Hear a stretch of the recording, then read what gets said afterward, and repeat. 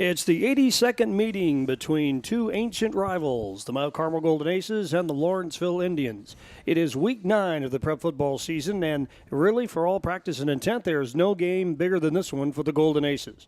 It's a very simple formula. Win, and maybe you get in, but if you lose, you're going nowhere. It's the last game of the year.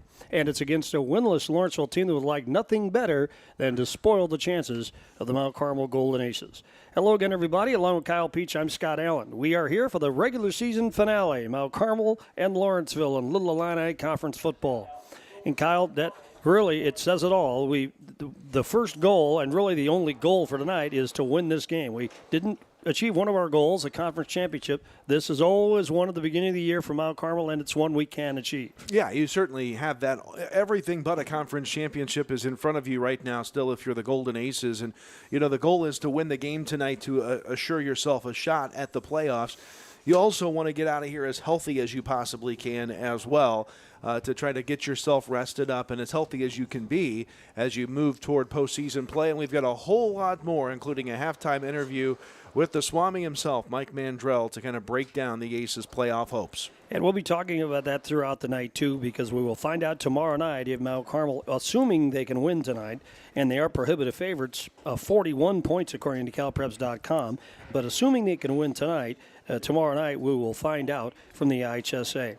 Well, let's before we get into the starting lineups, let's design a winning game plan, shall we? It's brought to you by ADG Architecture and Design Group at 512 Market Street. The next time you need design work done, contact ADG, a longtime Golden Aces football supporter. Really kind of goes to the changing of the guard and the way Lawrenceville has played their ball games this year. They were kind of a run-oriented team for the first half of the season, though they did like to throw the ball. They've since kind of opened it up a little more because of injuries. Yeah, and you know, they've kind of seen an evolution of sorts of the offense over the last couple of weeks. We've seen Shane Metter go to the air a little bit more. Michael Brewer, in a post-game interview, said it would, free Shane up to do more Shane Metter type things. He did so well at that against Marshall. He was voted as the Home Team Friday MVP this week of the Tri-State. He threw 5 of 5 through the air for over 50 yards. He rushed for over 250, by far his best game of the year. So getting kind of that second weapon to go along with Mr. Steady and consistent Elliott Acree out of the backfield. And as we widen that out and throw the ball a little bit more, the defense is going to loosen up around the run, which will allow Acree to have more success as well. And Acree certainly has had a lot of success this year. He's 2 yards away from the 1,000-yard mark coming into the game with 998 yards.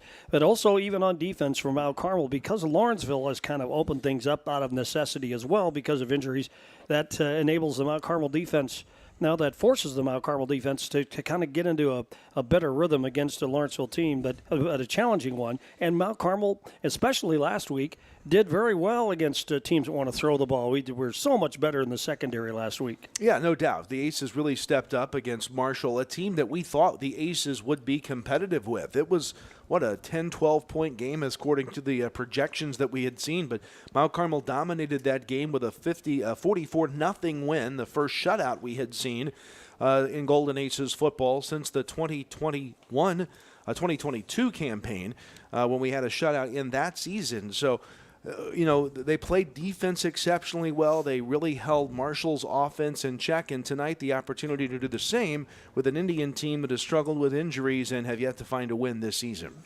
Well, it's time to meet the starting lineups, brought to you by the White Family Trust in memory of Sports Booster co-founder H.D. White and his wife, Helen. Now, Carmel's starting offensive lineup is much the same as last week. Will begin inside at center, number 71, sophomore Aiden Reynolds. At the guard spots, number 52, junior Braden Mason, and one of the stalwarts of this Aces team, one of the seniors, number 63, Reed Stinson, also starts at guard. At tackle, it is 75, senior Aiden Oliver that gets the start again tonight, along with number 56, sophomore Jackson Kling. The tight ends are number 4, junior Jack Webb, and number 6, sophomore Owen Blake. Running backs tonight are number 9, Andrew Militoni, running back number 38, senior Tobias Phillip. Andrew's also a senior. The quarterback is number 3, the player of the week, Channel 25, as sophomore Shane Metter. And the fullback, of course, just 2 yards away from the 1,000-yard mark, number 5, junior Elliott Acree. Now the Aces on defense. Let's start with the defensive ends. In the on the one side, we have 63, senior Reed Stinson. Braden Mason, the junior, gets the other start at defensive end. On the inside, at nose tackle, number 42, junior Azariah Downing. Now to the four backers. On the outside, number 2, sophomore Staleki Militoni, and number 4, junior Jack Webb. Inside backers, number 5, junior Elliot Acree, and Jackson Kling, number 41, a sophomore.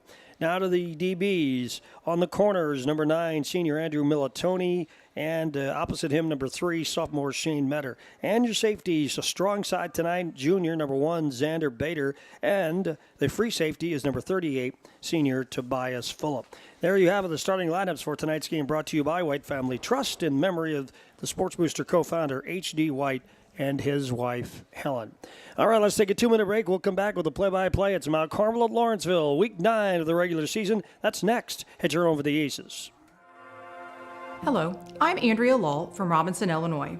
For my first appointment, I knew I chose the right orthopedic center. The day of surgery went like planned. Registration went smooth, pre-surgery, and the nurse made me feel very comfortable. I'm currently 3 months out of surgery. I don't even feel like I had a total hip replacement, but I am having a much better quality of life with my new hip. WGH, we're going home. Hi, I'm David James, president of Mount Carmel Public Utility Company. And I'm Elijah Hadra, one of the captains at the Mount Carmel Fire Department. Let's start with our first tip, the optimal locations for fire alarms. So smoke alarms should be installed on every level of your home, outside each sleeping area, and inside every bedroom. For the best protection, we recommend that you interconnect all the smoke alarms so that when one sounds, they all sound.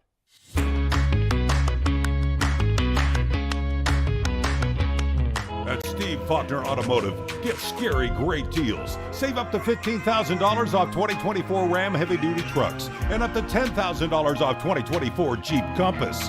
Come today or go to stevefaulknerautomotive.com. Steve Faulkner Automotive in Mount Carmel, Illinois has an outstanding service department. With free pickup and delivery, we'll make sure your vehicle runs perfectly at an affordable price. Come see us today or view our service specials at stevefaulknerautomotive.com. This is your bank calling. Can you please provide your PIN number to validate your identity? A voice over the phone asking you for your PIN number to verify who you are is a major red flag. Be cautious also of similar questions via email, text, or phone. October is National Cyber Security Awareness Month, and the First National Bank is sharing several tips and tricks to fight against fraud on their Facebook page. So be sure to follow along. Can Mount Carmel make the postseason in Illinois for the 42nd time in the 50-year history of the state tournament? Well, tonight we won't even have an answer. But first things first, Mount Carmel has to defeat the Lawrenceville Indians tonight to finish 5-4, and then keep their fingers crossed to see if they can land one of the 256 berths in the state tournament. Back at Lawrenceville here in the turf, almost set for football. And, well, first things first, let's get her done. Well, let's get it done, and let's make this game go to bed early tonight. If you're the Golden Aces, that flip of the coin goes the way of Lawrenceville, or I should say of Mount Carmel. They won the toss. They deferred to the second half, so the Indians will receive the opening kickoff. Brought to you by the Sawyer Law Office in Mount Carmel. Thank you for sponsoring the flip of the coin. The opening kickoff of the game brought to you by Corwin Printing. Discover the quality difference a professional printer can make. Tonight, Mount Carmel clad in their good guy white uniforms with the Vegas gold numerals and the famous gold helmets. They'll be kicking from left to right. Mount Carmel has 2 men deep at around the 10-yard line. Under the lights here in Lawrenceville. We've been here so many times over the past, and then this one is set to begin, and there's the boot. And it's a little short, a little number, caught and dropped at the 42 by Lawrenceville, and a scramble ensues. Mount Carmel thinks they have it, and they do. How about that? For the second straight week, we've recovered the opening kickoff, and Mount Carmel will start from the Lawrenceville 42-yard line. Colton Dunlap, number 80, a senior on this ball club, was in position to field it, didn't cleanly, dropped it. I'm not sure who on the Aces fell on it, but Mount Carmel has the football once again to start the game here after kicking it off. So Shane Metter brings his ball club out. He is 14 of 35 in the year, 277 yards. His running back, Elliot Acree, 169 carries for 998 yards. Let's see if he can get across the 1,000-yard mark on this first play. What do you bet he gets the football? I would think he's going to get it pretty early here, if nothing else. And Metter sets the club down, double wing set, one set back. And that is Acree, one wide out on the left side. And here is Metter. There's the pitch, and there is to the left side, and getting some running room down the left side. Elliot Acree inside the 30, inside the 25, down near the 20-yard line. That was Militoni on the carry. Yeah. I thought it was a little more speed there. Andrew Militoni. Lawrenceville expecting Acree. They got number 9 instead of number 5. First down. That goes from the 43 to the 21, so a 22-yard gain on the opening play. A 10 Pins Bowling Center first down. Just a yard. Red zone brought to you by Big R Farm and Home. So the Aces set the club down to the 21-yard line. Same set, Metter under center, sends a man in motion, and will hand it. No, he's going to keep it himself. Go to the right side. He has huge running room. He's going to score the touchdown. Untouched all the way. Option to the right side. Kept the ball himself and scooted in 21 yards for the touchdown, and Mount Carmel leads just like that in the first minute of the game. It is 6-0. Well, I'm telling you, Mount Carmel recovers the onside kick, or the pooch kick, the short kick. We average 21.5 yards on 2 plays and score 18 seconds into the game. 6-0 Mount Carmel. Wow. One of the quickest scores we've had, huh? How about this? And we're going to go for the point after. Is this Wiggins in the game? I don't know. Let's and check that's his number. brought to you by Mabry Auto Body. And here comes the kick, and it is Wiggins on the kick, and it is no good. But a point after try. Mount Carmel trying to perfect that a little bit. Mabry Auto Body and Paint, 214 South Market in Mount Carmel brings you that point after try. Well, let's take our first look at the Jade Investment Advisor Tim Phillips scoreboard. Mount Carmel, 18 seconds into the game, leads Lawrenceville by a 6-0 count back in 1 minute. Have you ever lost power? Many get a home generator. Now there's something much better from Morton Solar, the Tesla Powerwall. Another favorite point of having my solar panels and battery backup, the Powerwall. It does give me a feeling of security for my family. I have 2 boys. I have a wife. She's a nurse. She has to be able to get up and go to work at any point. I wear a CPAP machine, so I need that to make sure that I don't stop breathing for too long while I'm asleep.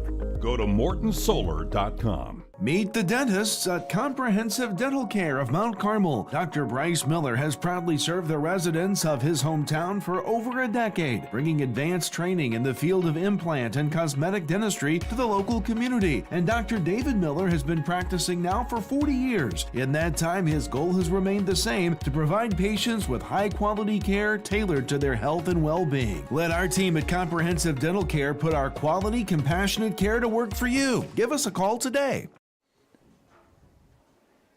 There comes the kick, it's dropped again on a kick over the first line of defense, a short kick, and Lawrenceville fumbled it away but got it back, so they will take over. They recovered about the 34-yard line. Dangerous again. Lawrenceville almost lost another one. Sophomore Nick Moorhead falls on that football. The 6-foot, 175-pound sophomore recovers, and the Aces will be on defense for the first play in this game. Wyatt Halter is the quarterback, and he sends one wide receiver out to the left side. Double wing set, one setback, man in motion, and he gets the handoff, powering to the left side, and not much on the carry. I've got, is that number 7? Yes. Who is number 7? We don't have maybe Connor Lill, maybe number 1 on the carry, I believe. Well, let's hope that's for what now. that He is. does have 39 carries coming in. Give him about 6 on the play, leaving the Indians a 2nd down and 4. And that might be Connor Lill. Yep, in the backfield. All right, so here's 2nd down now. And here is the handoff. Ball carrier out, has a little tougher sledding this time. To the right side, may have gotten a little progress, but not much on the handoff from Isaac Venard. That was Moorhead, Nick Moorhead on the carry for this ball club, number 28. And he got no gain out of that. So it'll be 2nd down and 4. Acree credited with a stop coming up there from the secondary, or at least from the linebacker core of the Aces. We're now 3rd and 4, and the line of scrimmage is the 41-yard line. So Mount Carmel came up big on that play. Early here, Mount Carmel already leads 6-0. Number 10, Venard is setting into the quarterback. Wing left, 2 wings, double wing set, receiver to the right, 1 setback, 1 man in motion. And now the handoff, left side, pounding his way near the marker with a little more progress that time. And that's Josh Devon, number 20, on the carry that time. He got close, not enough though, still a yard shy, and it's 4th and 1. Line of scrimmage is the 43-yard line. Looks like the Indians are already in punt formation, so no quarrel on the decision here for Coach Juergens of the Indians. They're going to punt away the football and try to flip the field position game here. Full up drops deep for Mount Carmel at the 25-yard line. So Lawrenceville not going to chance it this early in the game, already trailing 6-0. They're going to give up the football. And a little bit of a low snap, but a good kick. Great kick. And it drives full up back to the 20-yard line, 25, 28, and drop there after a short gain. So a nice little punt of 32 yards and a 4-yard return. Mount Carmel sets it up at the 29. Well, and again, Mount Carmel's offense on the field for all of 2 plays last drive, covered 43 yards in those 2 plays. Let's see what Mount Carmel will do here on drive number 2. It starts with 9:31 on the clock. It took Mount Carmel 18 seconds to score their first touchdown. Let's see what happens here. Tomorrow night, Saturday night, the IHSA will release the pairings. It's not Friday, It's not Friday. It, of course, feels like it. All right, here come the Aces to the ball, and there is Metter wants to throw. Set, fires, the pass is complete at the 30, 40, 45, 50. Receiver cuts in and gets all the way down right to the 50-yard line. Nice first down pass catch by Acree. Yeah. So the Aces go for the first time this season. A reception by Elliott Acree. There is a flag on the play, though, that's going to negate that gain. Yeah, everybody's walking backwards. It's a holding penalty against Mount Carmel. That's the first target for Acree tonight, either as a running back or a receiver, and yet Mount Carmel still has the lead already, 6-0. It'll be now first and about 13, call it 12 for the Aces after the walk-off on the holding penalty. Nice throw by Metter. Nice catch by Acree. Mount Carmel continues to evolve on offense here in the late season. Line of scrimmage, the 27-yard line. Receivers are split. And there is a pitch. A stop by the rusher, and that enabled Lawrenceville to come in and really grab him hard for the stop back there. It was that Acree on the, yes, it was Elliott Acree. Stop for a loss on the play back at the 24-yard line. We're going the wrong way, partner. That's a 3-yard loss that time. Yeah, when he got the pitch, he kind of hesitated for a minute. I think he was thinking about which direction to move, and it just was long enough for Lawrenceville to converge on him and stop him for a loss on the play. So it's now second. Call it about 16, third. I think, here. It should be second down. Yeah, it is. It is second and long, and they're going to call it 13 on the scoreboard. That's not anywhere close to right. It's second and 16. There we go. And here is Metter. He's going to keep it himself, dive to the left side, drag a couple Indians with him, and didn't get much out of that play. Called the 29-yard line. Yeah, so struggling a bit here are the Aces. They get the lost yards back, and so it'll be a 3rd and 10 now, so a 3rd and long situation. And again, we see the difficulty Mount Carmel has when you run into adversity here on offense. And the Aces send 2 receivers to the left, 1 to the right. Now Webb's in motion to the left, so trips that side. And there's a quick throw. It's to Webb. He gets on the running room. He's got the first down and then some across the 40. Let's see where they're going to mark him. It's enough for the 1st and 10 pins first down. They're going to mark him at the 43-yard line. That actually was Acree on the catch out there in motion again for the Aces on the far side of the field. You know, the lighting is not all that great in the field. We've got a little bit of a different vantage point here. The catch made up to the 42, so call that about a 13-yard completion. The first catch of the year for Elliott Acree. And now it is Metter under center, double wing set, rolls to the right. Does he want to throw again at first down? He does. Rifles it long downfield, and it's caught at the 35-yard line, down to the right side, finally dragged out of bounds. That is Jack Webb, and with a nice catch and all the way down near the 10-yard line. Let's see where they spot it officially, but that'll be about a 47-yard completion as Webb hauls that one in from Metter. And how about this explosive start by the aerial game? 2 for 2 for the Aces through the air. No incomplete passes over 2 weeks now for Shane Metter.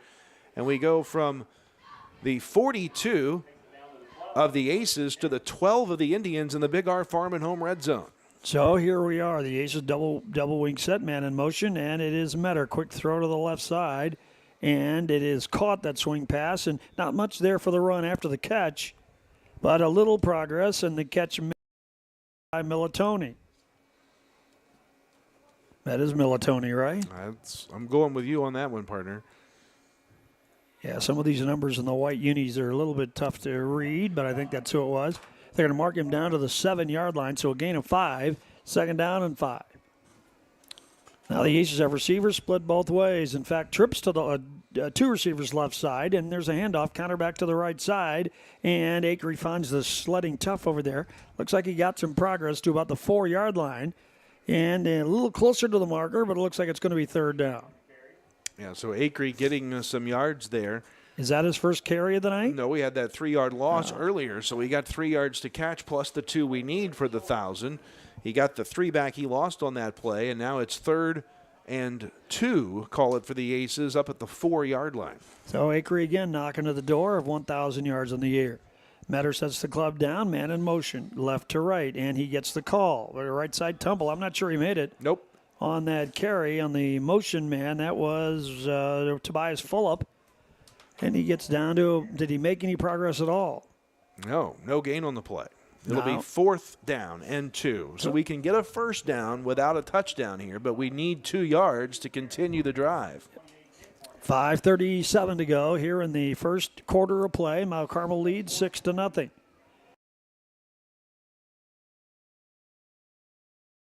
Right side. It's Acree in the backfield behind Metter under center. Double wing set, man in motion. Right to left. It's Acree with a call. Barges over left side. Turns it in. Gets right to the goal line or close. That's enough for the 1st down. Touchdown on the far no, side. Now they're calling touchdown. All right.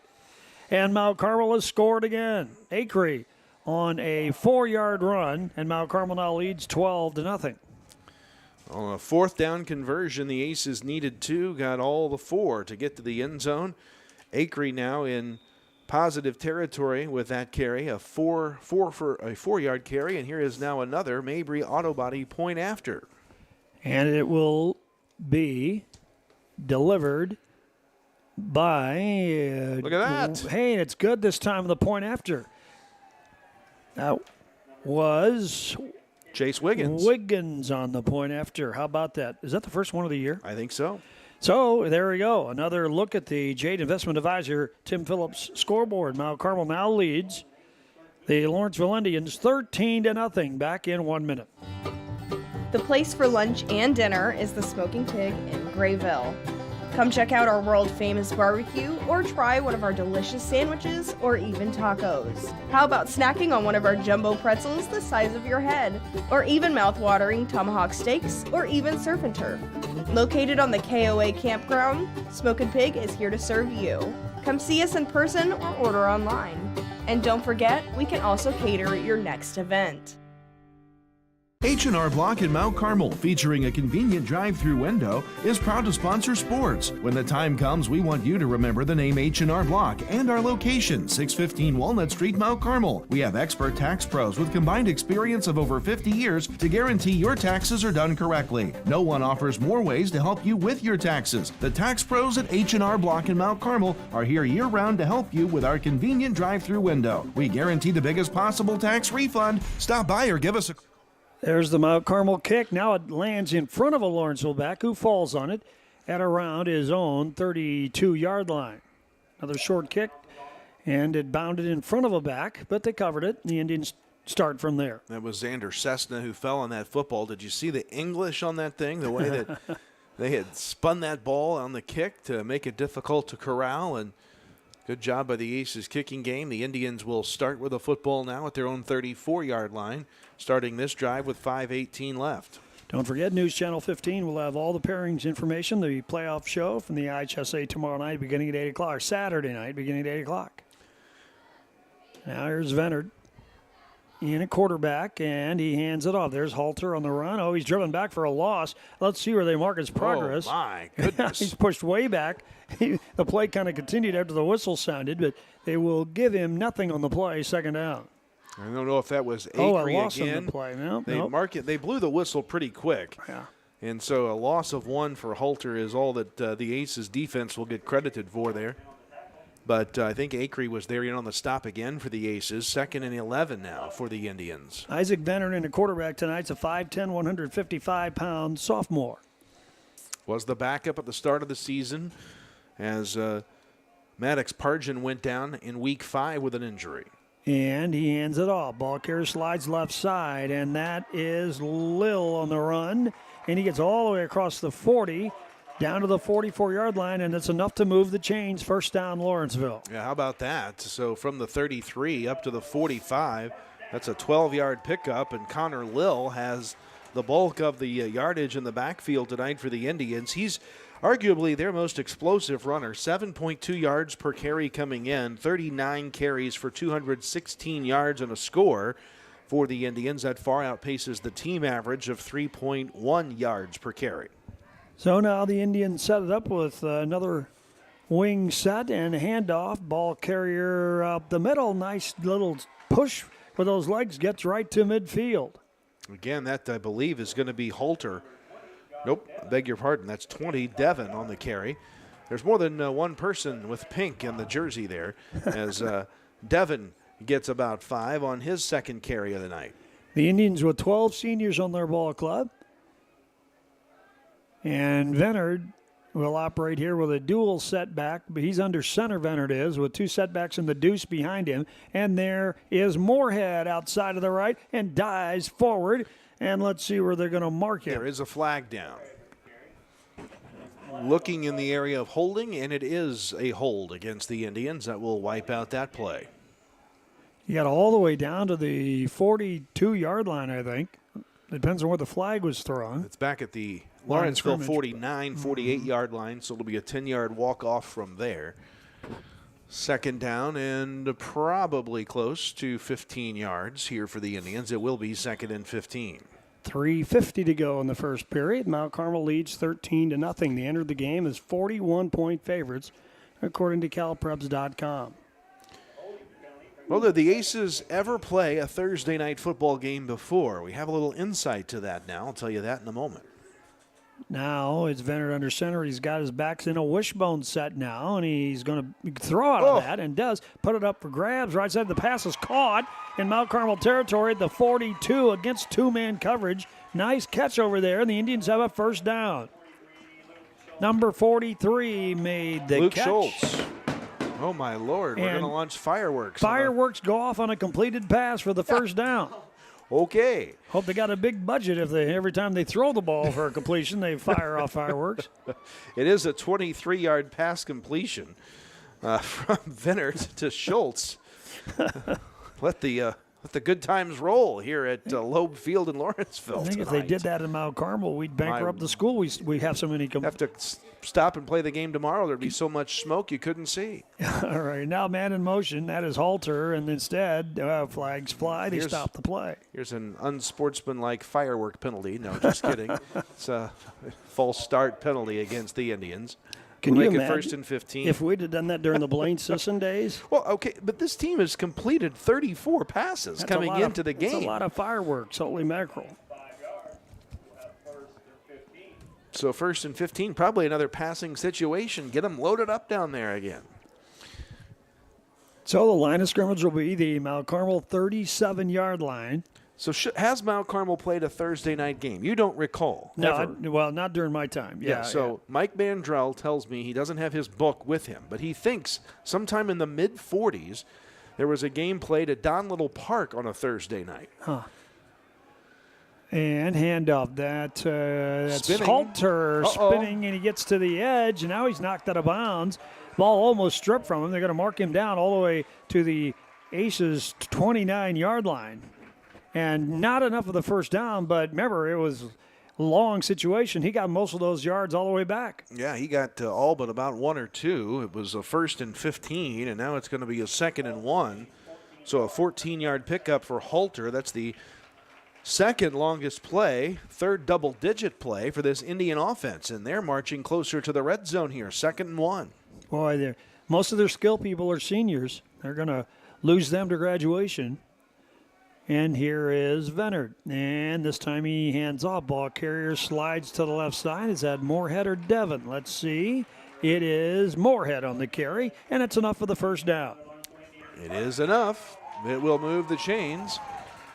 A 2nd and 1 becomes a 1st and 10. A 4-yard pickup for Moorhead. His first positive gain of the night, and whatever adjustment Lawrenceville made after their opening drive in which they punted has worked. The Aces on their heels here a bit defensively. Indians have gone to a 2-back set. They've even used a wishbone on one play. They send a receiver to the right side. Timeout, Aces. Timeout. So Mount Carmel calls the timeout. 2:12 to go here in the first quarter of play. Timeout's brought to you by Country Financial representative Tia Morgan. Mount Carmel leads 13-0. Back in 1 minute. Hi, I have a question. I heard you were owned by the people who manage their money day to day with you. Yep. And that you're a not-for-profit version of a bank. Yep. And because you are owned by the people who manage their day-to-day money with you, and because you are the not-for-profit version of a bank, you work to keep good rates, so it's easier to borrow or to save for life milestones. Yep. Just people helping people. Was there a question? Yep. How do I sign up? You can apply for a membership online at cafcu.org or come into our local branch at 1011 Oak in Mount Carmel if you have any questions. What does CAFQ stand for? It's Corporate America Family Credit Union. It's so many words because we're helping so many people. Well, that makes sense.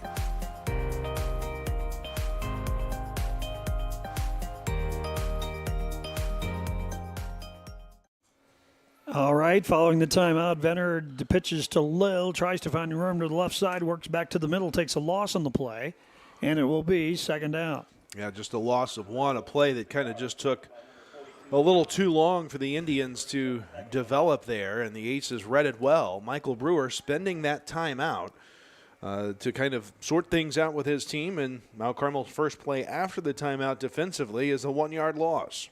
2nd and 11, line of scrimmage, the 25-yard line. We're down to 1:41 to go here in the first quarter of play. Aces lead 13-0.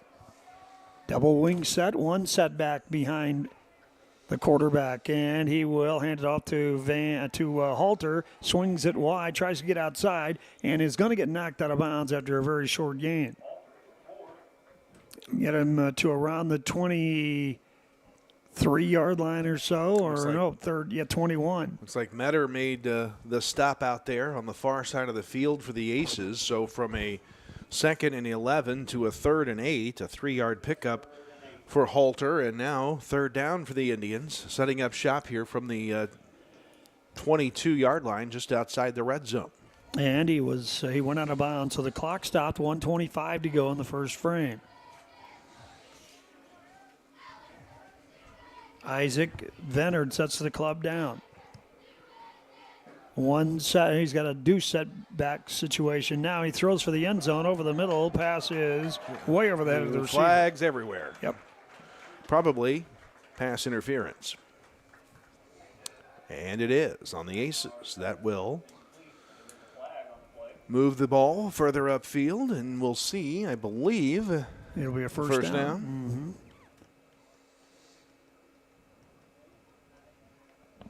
So the Aces have been a penalty-prone team here in this ball game and in on this drive.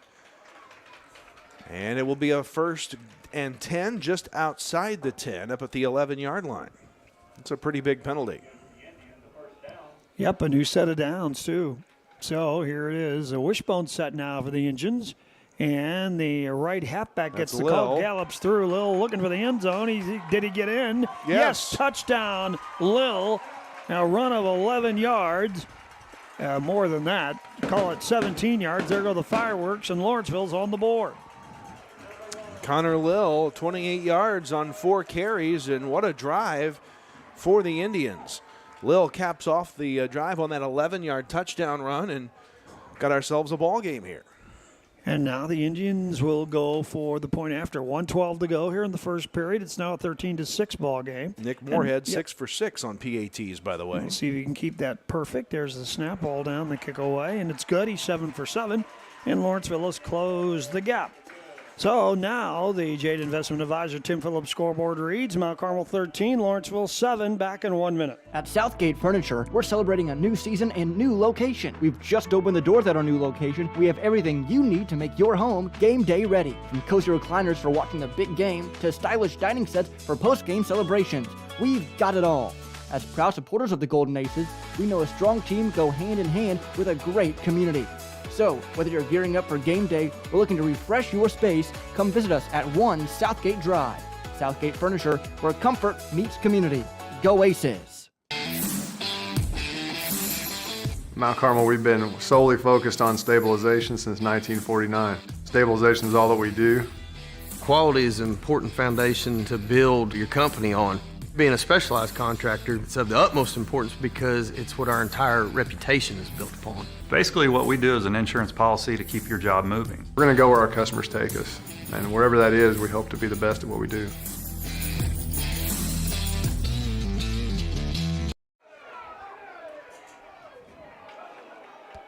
There's the kick. It eventually lands at about the 5-yard line. It's picked up over there by the Mount Carmel return man, and he gets a nice return out of that. Let's get it. Shane Metter, I that was believe. Metter on the return. They're going to mark him over the 20 to the 21-yard line. Yeah, kind of an interesting kick. Metter kind of made the decision to let it bounce over his head, thinking it might bounce and bound into the end zone, and then it did not make a definitive bounce that way, so he had to pick it up and run with it, and did better than the touchback would have done, and brought it out to the 21, where the Aces will set up shop just shy of the 22, 1st and 10. Mount Carmel looking to land a playoff spot for the 42nd year in the 50 years of IHSA playoff football. What an impressive number that is. And there's a ball carrier tumbling over the line. He was kind of tripped up with the line and fell forward for a couple of yards, and that was Elliott Acree on the carry. That looks like an Elliott Acree style run, having to run hard to get some yardage, as he done so often throughout this season. Picks up 3 on that play. 2nd down, maybe just 2. 2nd and 7. Call it 2nd and 8, beg your pardon. And the Aces do have to run at least one more play before the quarter break here. Acree has crossed the 1,000-yard mark on the year now, and he gets another handle, bangs his way over right tackle to around the 28-yard line. And we're down to 23 seconds to go in the first period. It'll be 3rd and about 5 if we won't get the snap off for this one. No, we won't need to take a play, and we won't. How about this score, huh? After one quarter. Yep. Mount Carmel jumped to it. Well, they're going to hustle up to the ball here. 8, 7, 6. They're probably going to get the snap off. Oh, and they just jumped, but they jumped not far enough. And now we may let it go, and we do. So we hurried up to the line, tried to draw the Indians off. They did not respond, at least enough to draw a flag, and Mount Carmel let the clock expire. So the Jade Investment Advisor Tim Phillips scoreboard after one quarter, Mount Carmel leads Lawrenceville 13-7, back in 1 minute. H&R Block in Mount Carmel, featuring a convenient drive-through window, is proud to sponsor sports. When the time comes, we want you to remember the name H&R Block and our location, 615 Walnut Street, Mount Carmel. We have expert tax pros with combined experience of over 50 years to guarantee your taxes are done correctly. No one offers more ways to help you with your taxes. The tax pros at H&R Block in Mount Carmel are here year-round to help you with our convenient drive-through window. We guarantee the biggest possible tax refund. Stop by or give us a call today. Hi, my name is Rylan Robb. I am from Albion, Illinois, and I am a radio TV major here at Wabash Valley College. From broadcasting all sorts of sports games to producing my own TV show and radio show, the hands-on experience is as much as you want to do with it. In terms of the program itself, I think it's really special. It's really like almost a little family in a way, and it's really been really nice being able to experience the things I have with people that genuinely appreciate it with me. Along with Kyle Peach, I'm Scott Allen. Second quarter here from Lawrenceville. Mount Carmel leads the Indians 13-7. Well, 3rd down here for the Aces, kind of deep in our own territory here, and we've got to move the football on this play. One wide out to the left side, and the handoff did not make it. The ball carrier, in fact, took a loss on the play. Nice snuff out by the Indians. I think that handoff did not go well. In fact, Shane Metter kind of reacted to it a little bit, kind of almost injured, and we're going to punt the football away. No gain. It'll be 4th down. I think it would have been Acree who would have been the intended target on that play. We'll see. So Lawrenceville drops a man back at the 50, so the Indians will get a good start in this next drive. And here is the kick underway. Short.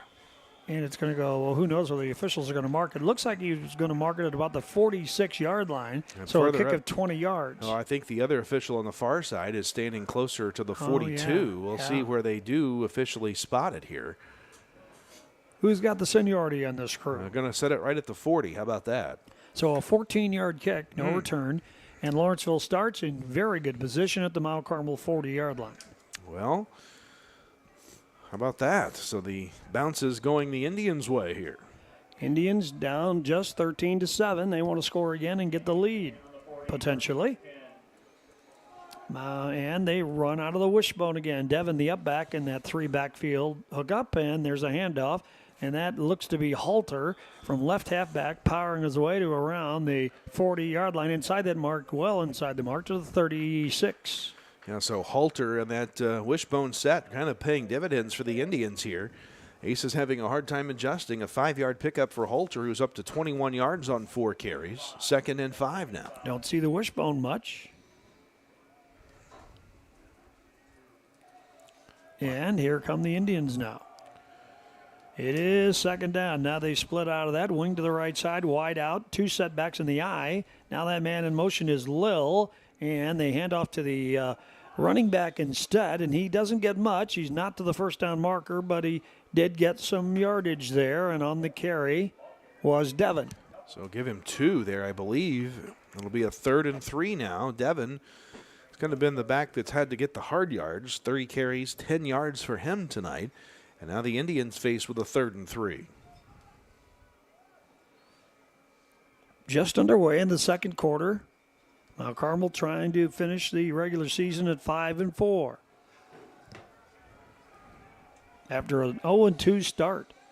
Now the Indians present double wing set, 1 setback, 1 wide out.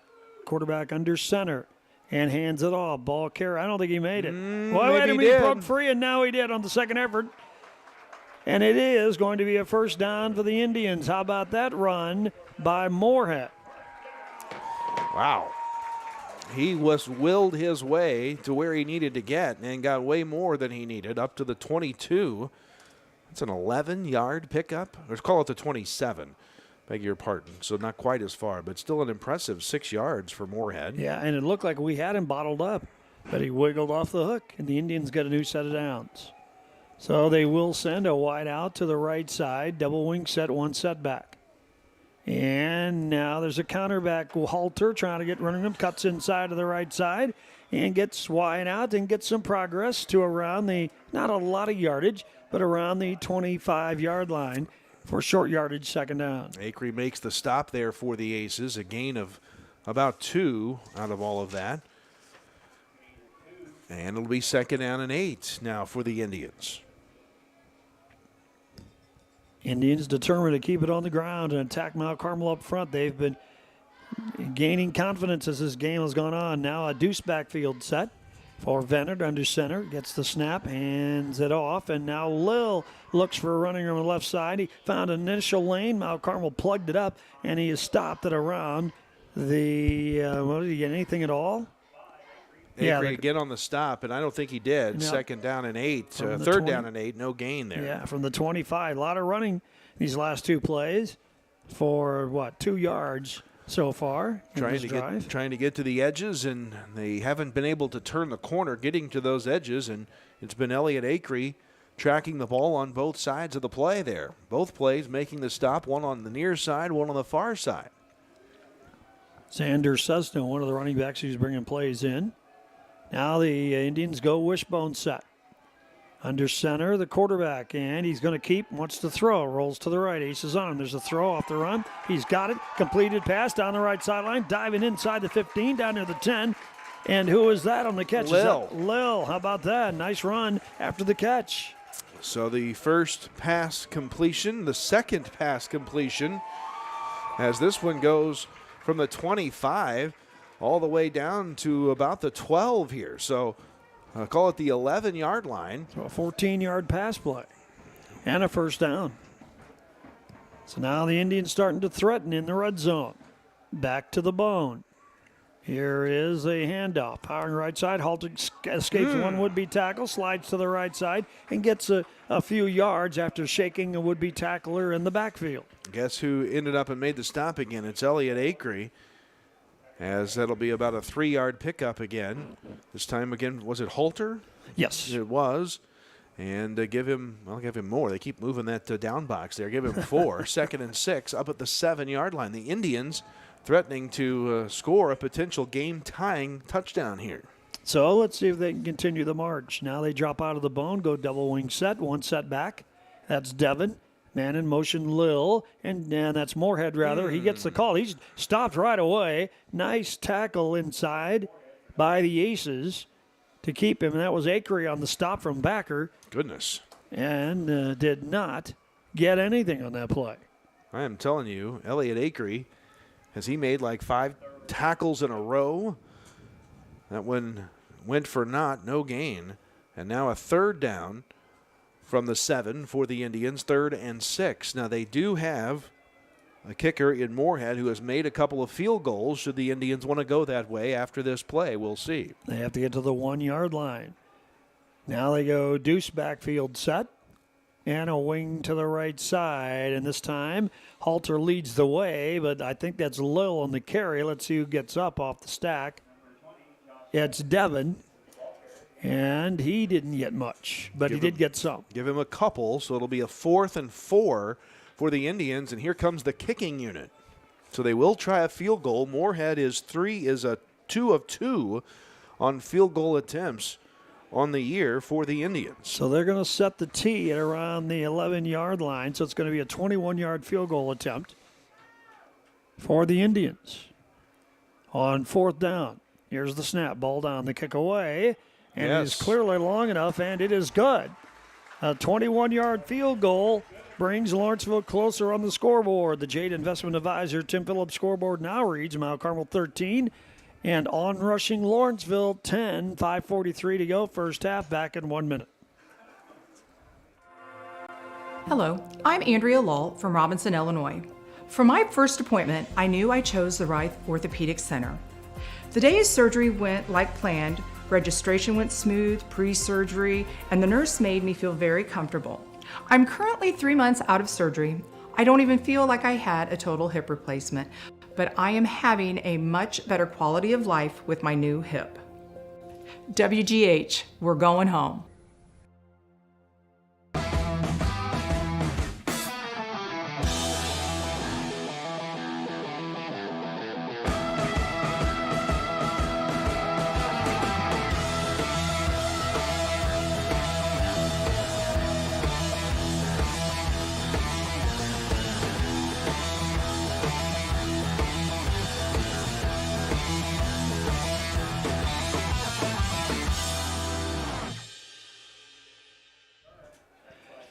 Shane Metter listed on the return. He gets all the way out to the 37-yard line, a return of 22 yards, and now Carmel has a pretty good start following the 21-yard field goal by Lawrenceville's Nick Moorhead to close the Indians to within 3. It's now a 13-10 ball game. Moorhead now 3 of 3 on field goals for the season for the Indians. He's 7 of 7 on PATs, and how about this?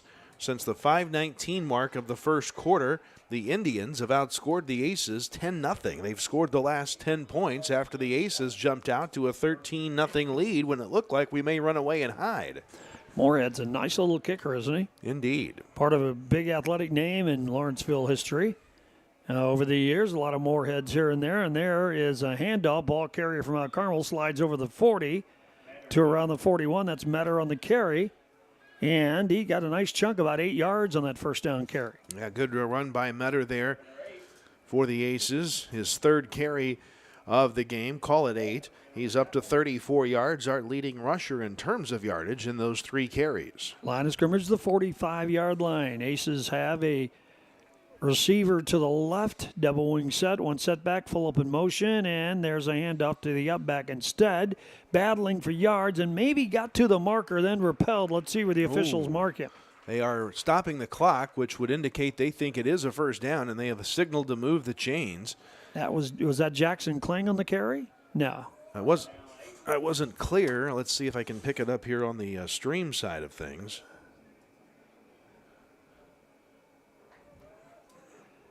I wasn't sure if it was Kling or Acre, but we'll call with Kling. It looked like because there's Kling. He's in the game, yeah.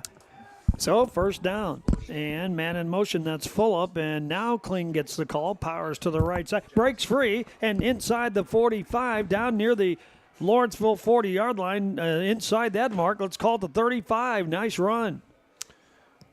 And I'm sorry, partner. That was Kling on that carry. Okay, so Kling is back to number 41. That's the confusion here. He's no longer 56. And now he's 41, and he picked up 5, 10. Well, 45. 15, 17 yards. Yeah, there you go. And a first down. Another first and 10 pins bowling center first down. So up to the 38-yard line. Keep moving that football. Man in motion, and Metter pitches now. Wow. And the ball's on the deck, and it bounces right back to the counterman, and he goes out of bounds at around the 35-yard line. A weird way to get yardage on that play. It was on the deck for a moment. I believe that was Militoni over there. We'll try to pick it up here again for the Aces. He caught the ball kind of on a bounce at about the time he was knocked out of bounds. I think it was actually a full-up over there. So it goes as a 3-yard gain after all of that. And the line of scrimmage now the 35. Double wing set, one receiver left side. And there is Metter handing off ball carrier. Plows forward a little bit closer to the marker. That's Acre that time. Powers his way to around the 33-yard line. It'll be third down. Third and some work to do here for the Aces. About 2 yards for Acre. And how about Elliott Acre tonight? 7 carries, but just 11 net yards. They have really held Acre in check tonight. The Aces will look to create something here on a 3rd down and 5. Double wing set. Still lucky Militoni, the wide out to the left side, and now Metter turns, tries to get back to the left side, but and the ball's on the deck, and I think Lawrenceville has it. They say he was down. They're whistling him down. That's probably a good call. The counter back to the left side, and Lawrenceville snuffed that out, didn't they? I beg your pardon. That was Militoni.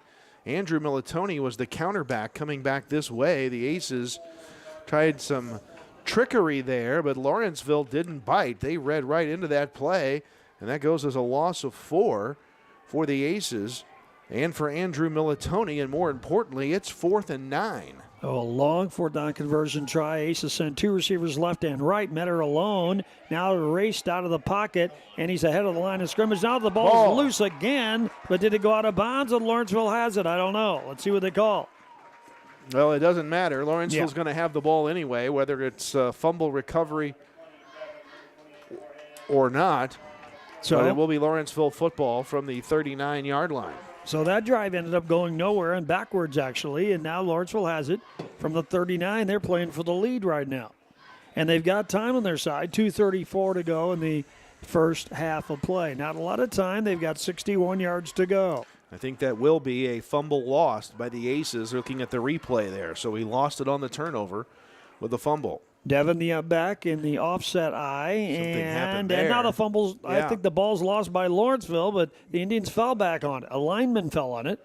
What's going on with the football all of a sudden? Yeah. Loss of 3 on the play back at the 36-yard line. 2nd and 13, Lawrenceville. 79, Dylan Darnell, the senior lineman, fell on that football. It'll be a loss of about 3 for the Indians. The clock nearing the 2-minute mark now. 2:07 to go in the first half. Lawrenceville a kick away from tying this ball game up. Both teams now 2 fumbles with 1 fumble lost each way. Indians have 2 receivers to the left, 2 to the right, 2 by 2. And the shotgun now is the quarterback. He's back to throw, chased out of the pocket, and he gets it off before he's right at the pass is complete. And the receiver is going to get a first down out of that all the way to midfield. That might be Schultz again. We'll see. Yep, that's who it was. How about that? Little running room to the left side. 16-yard pass completion. The check down receiver, no doubt, by the quarterback, and he found him. And the Indians have a new set of downs and 1:34 left in the half. Line of scrimmage, the Aces 47. 2 receivers left, 1 to the right. And there's a long fly ball down the right side, well overthrown on the fly pattern. Incomplete, second down, clock stops, 1:22 to go. Vinard had a little bit of energy there on that throw. He was feeling it. That's the first incomplete pass in this ball game. Both quarterbacks were 3 for 3 before that throw right there. But it's going to be negated, that incomplete pass, by a penalty. So they're both still perfect. That's a 10-yard penalty because of a hold against the Indians. So first down will be repeated here. And keep in mind, Shane Metter coming off a perfect day in the air last week against Marshall. So he's been perfect for 6 straight quarters. 8 for 8 over 2 weeks. Wow. So now Lawrenceville has it, first and 20 from their own 42-yard line. So both quarterbacks still perfect. And here's a quarterback, sets and fires out of the pocket. It's picked up, dropped by the Aces. Almost a pick 6 there. That was really close. Yeah, just nearly had the pickoff there, did the Aces, and that will end the perfect streak for the quarterbacks. Second down and 20 now for the Indians after that incompletion, near pick 6, as you said. He was going to run with no defender around him down that far sideline had he hauled that one in. 1:17 left in the first half. Vinard in the shotgun. Gets the snap, backs up, wants to throw, does. Wings it long. Down here, and it's caught. No, dropped again at the 30 on the turnout. I really thought that the receiver had that one. When he turned back to the near side, that's when I thought he had made a good play on the ball, but just couldn't find it once he turned around. And now 3rd and 20. I think that may have been Josh Devon in pattern out here, trying to haul that one in. Nope, check that. That was 80. Colton Dunlap, the senior wideout. And now on 3rd and 20, the Indians have it. All right, let's see what they do here. One of the receivers is going to flip-flop, go to the right side. Trips to the right, one receiver to the left. One setback to the left of the quarterback, and Vinard is under a hot pursuit. Now he wears it out downfield. That is and picked. Is it Yes. picked off? It is going to be an interception downfield by the Aces, and Mount Carmel's going to take over. Who got that ball? Militoni, they say. Okay. And he is brought down to the 29-yard line. So Mount Carmel now can go for 6 or run it out. 1:05 to go in the first half. Yeah, just really underthrown, and Militoni hauls that one in on the far side. At least that was the call on the PA. I also thought that maybe River Dasher was in the area. But the Indians give up the football. And here is a running back to the left side. That's Militoni on the keeper. And he's going to get all the way down near midfield before he's run out of bounds at around the 45-yard line. So that's Metter. Oh, yeah, on Metter the keeper to the near side. And gets it up to the 44, so about a 14-yard gain there for Metter. And Wisely ran out of bounds, 57.8 seconds to go in the half. Well, where's this half gone? Or this quarter, at least, anyway. It seems to have gone pretty quickly. A very surprising close ball game. And now the Aces are going to send 2 receivers to the left, to the right side, kind of stacked up over there, 2 to the left as well. Webb in motion.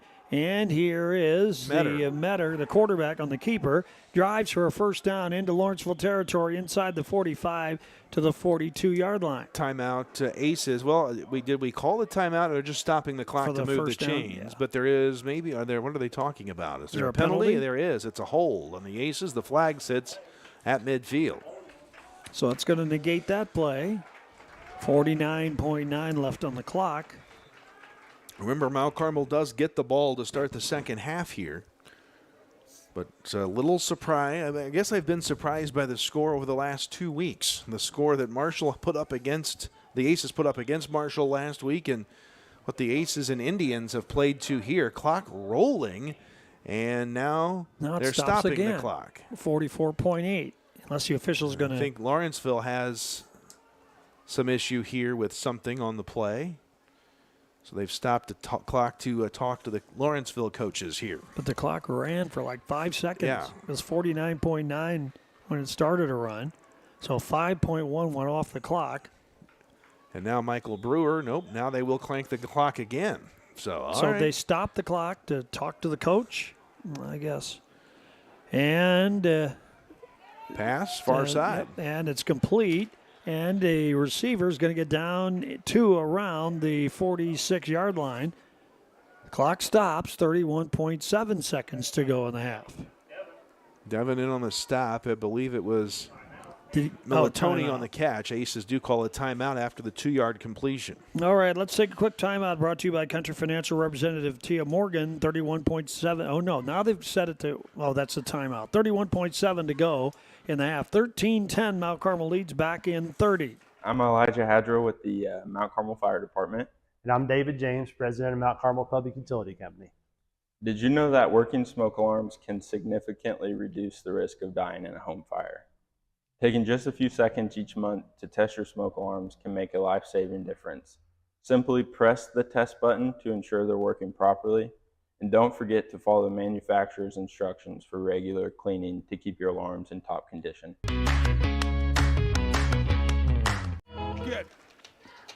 All right, we have 31.7 seconds to go. The scoreboard clock is still showing timeout left there. Now they put the game clock time up there.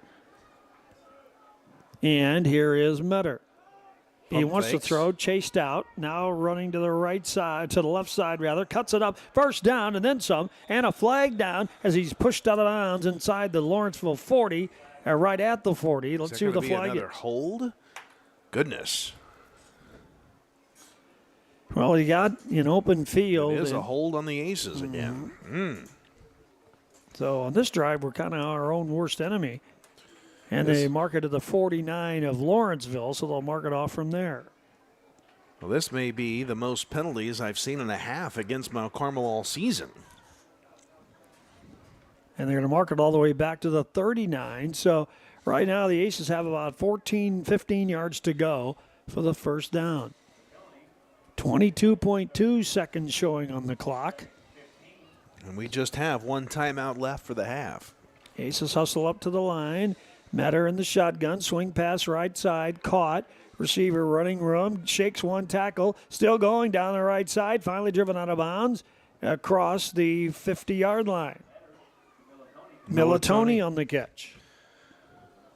So that's, 11, and so a 14-yard pass completion. Are we sure there are no penalties this time? I think so. So it'll suddenly be 3rd and 1 for the Aces, but we have just 14.1 seconds to go in the half. All right, Aces send 2 receivers and a wing and a man in motion all to the right side. Militoni quick flip pass, that's caught by Webb, and he quickly gets out of bounds. Inside the 45 to the 43, gain of about 6. 9.8 seconds left in the half. Well, we keep doing those quick little out passes to the far side, and now... Is that a first down? It is a first down. It did move the chains. They finally switched. And out of bounds into Indian territory. So it is a 1st and 10 Mount Carmel. 9.8 seconds left and 43 yards to get. Time for 2 more plays. We would hope that long. 2 by 2 on the receivers. Now Webb to the right side. Quick throw to the right side. This time the receiver quickly gets out of bounds. That was Militoni on the catch. And let's see what they call. They're going to mark it at the 37-yard line, gain of about 6. It's back-to-back 6-yard completions, and partner, Metter is 7 of 7 tonight through the air. 5.5 seconds to go. That play took 4.3 seconds, so we still could get 2 more plays in. But if you try to get 2, you got to go quick, short, like we've been doing, and get out of bounds, remembering to get out of bounds here. Or from this 37 distance, yards away. This distance, maybe we'll just go for it. Now 2 by 2 on the receivers. And Metter's back to throw. In the pocket, has time, guns it long, downfield. Pass is incomplete. That may be a flag. Yep, that's pass interference at around the 5-yard line. So they, correct me if I'm wrong, but a play, the half cannot end on a defensive penalty, correct? Yeah, I think so. So that will be pass interference against the Indians. Unfortunately, it's not the NFL rule where the ball is placed at the spot of the foul. Instead, it will be a walk-off from the previous line of scrimmage, and we'll have an untimed down here with no time showing on the clock. I was full up the intended receiver, but there was a little doubt about that play. It's a 15-yard walk-off.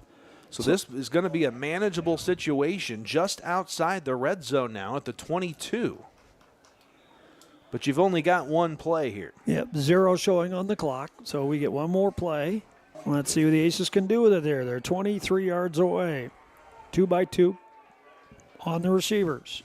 Metter in the shotgun, backs up, wants to throw, chased out a little bit, dumps it over the top, and it's incomplete. Dropped by Webb, and that'll end the first half of play. So we've reached the end of one half of tonight's football game. It's much closer than anyone would have thought. The Aces were 41-point favorites coming in, and yet at halftime, they have a scant 3-point lead. The Jade Investment Advisor Tim Phillips scoreboard is Mount Carmel 13, Lawrenceville 10. Back with the Keepus Funeral Home halftime show in 2 minutes. I'm Elijah Hadro with the Mount Carmel Fire Department. Great deals at Steve Faulkner Automotive. All month long, get a new 2024 Dodge Hornet starting at $299 a month and a 2024 Durango now up to $10,000 off MSRP. Come in and get yours today. Get scary great deals at Steve Faulkner Automotive. New 2024 Ford Expedition up to $10,000 off and Ford Bronco Sport as low as $343 a month. See them all at SteveFaulknerAutomotive.com. I'm Elijah Hadro with the Mount Carmel Fire Department.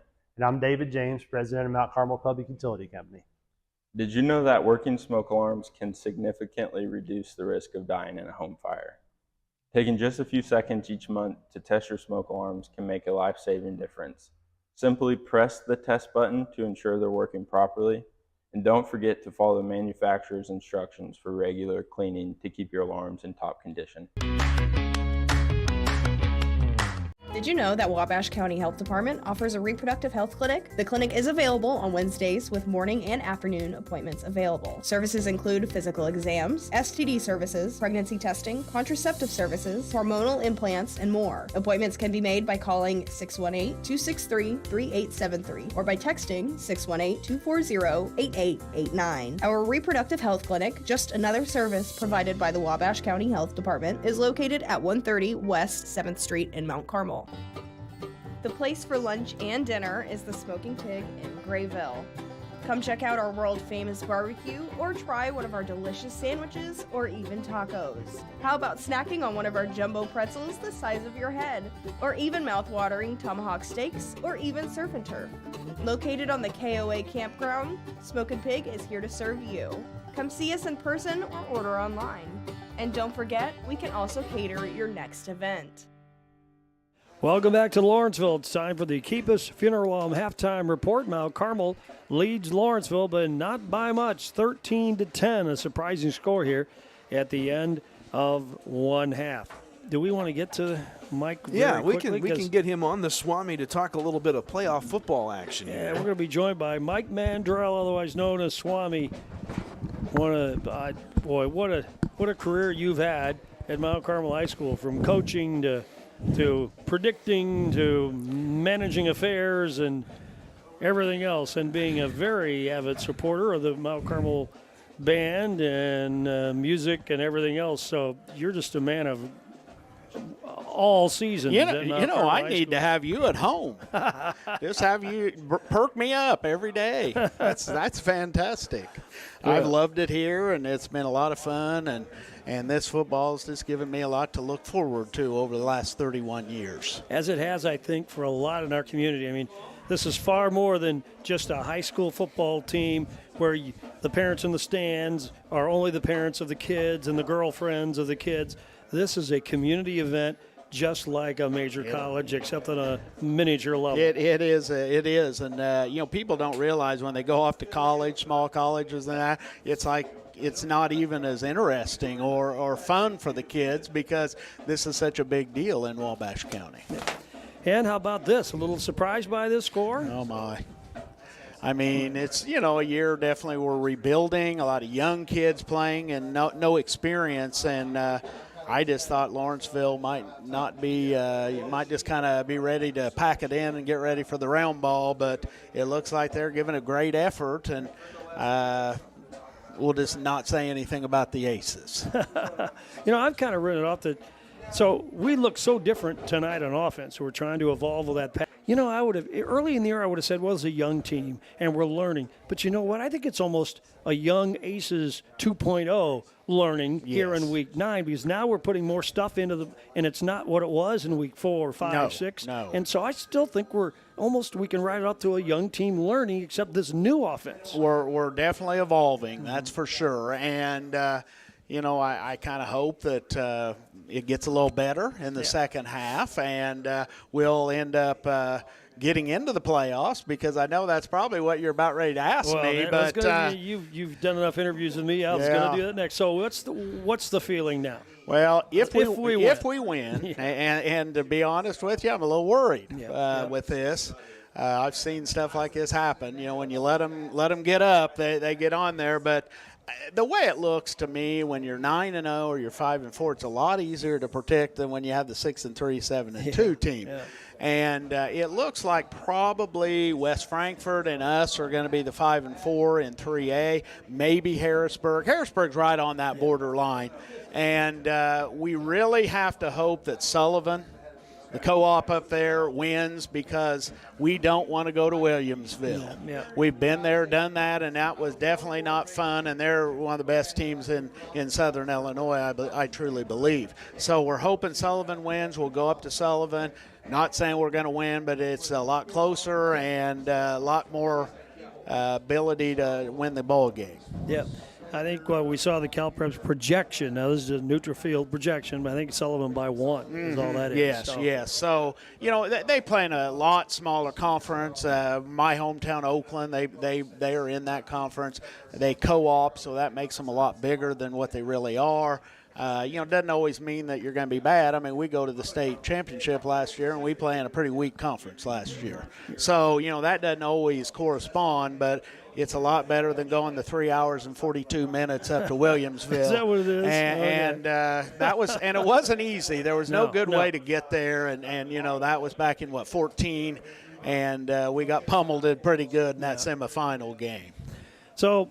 You remember the day? I know you remember the days when you'd get the wall-size state map, put it up, and then start doing push pins for every team that would get in, because it used to be a geographic pairing, and all the times you'd put into that. It was a lot of fun, though. That was really the blast. It's almost now like, well, this is too easy. Anybody can do this, It was a lot of fun. I remember being down there in the old coach's office with John Hart, Lee Colvin, and we would have all kinds of push pins. We had different colors for the 9-0 and the 6-3. So, it's just a lot of good times. And nowadays, some of our younger listeners are going, what, a map? What are you talking about? What's that? What is that? So, I had a road map out just the other day looking at there, and the kids are just staring at me thinking, how old is this man? Yeah.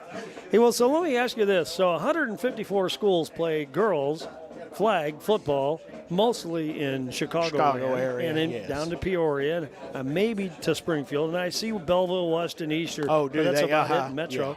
So when's that going to come to smaller towns? Who knows? It's getting to the point, though, even in Mount Carmel, we're getting our kids drawing into so many if you're out for 2 or 3 sports. So we had a great nucleus of girls who wanted to play and actually were going to dedicate themselves.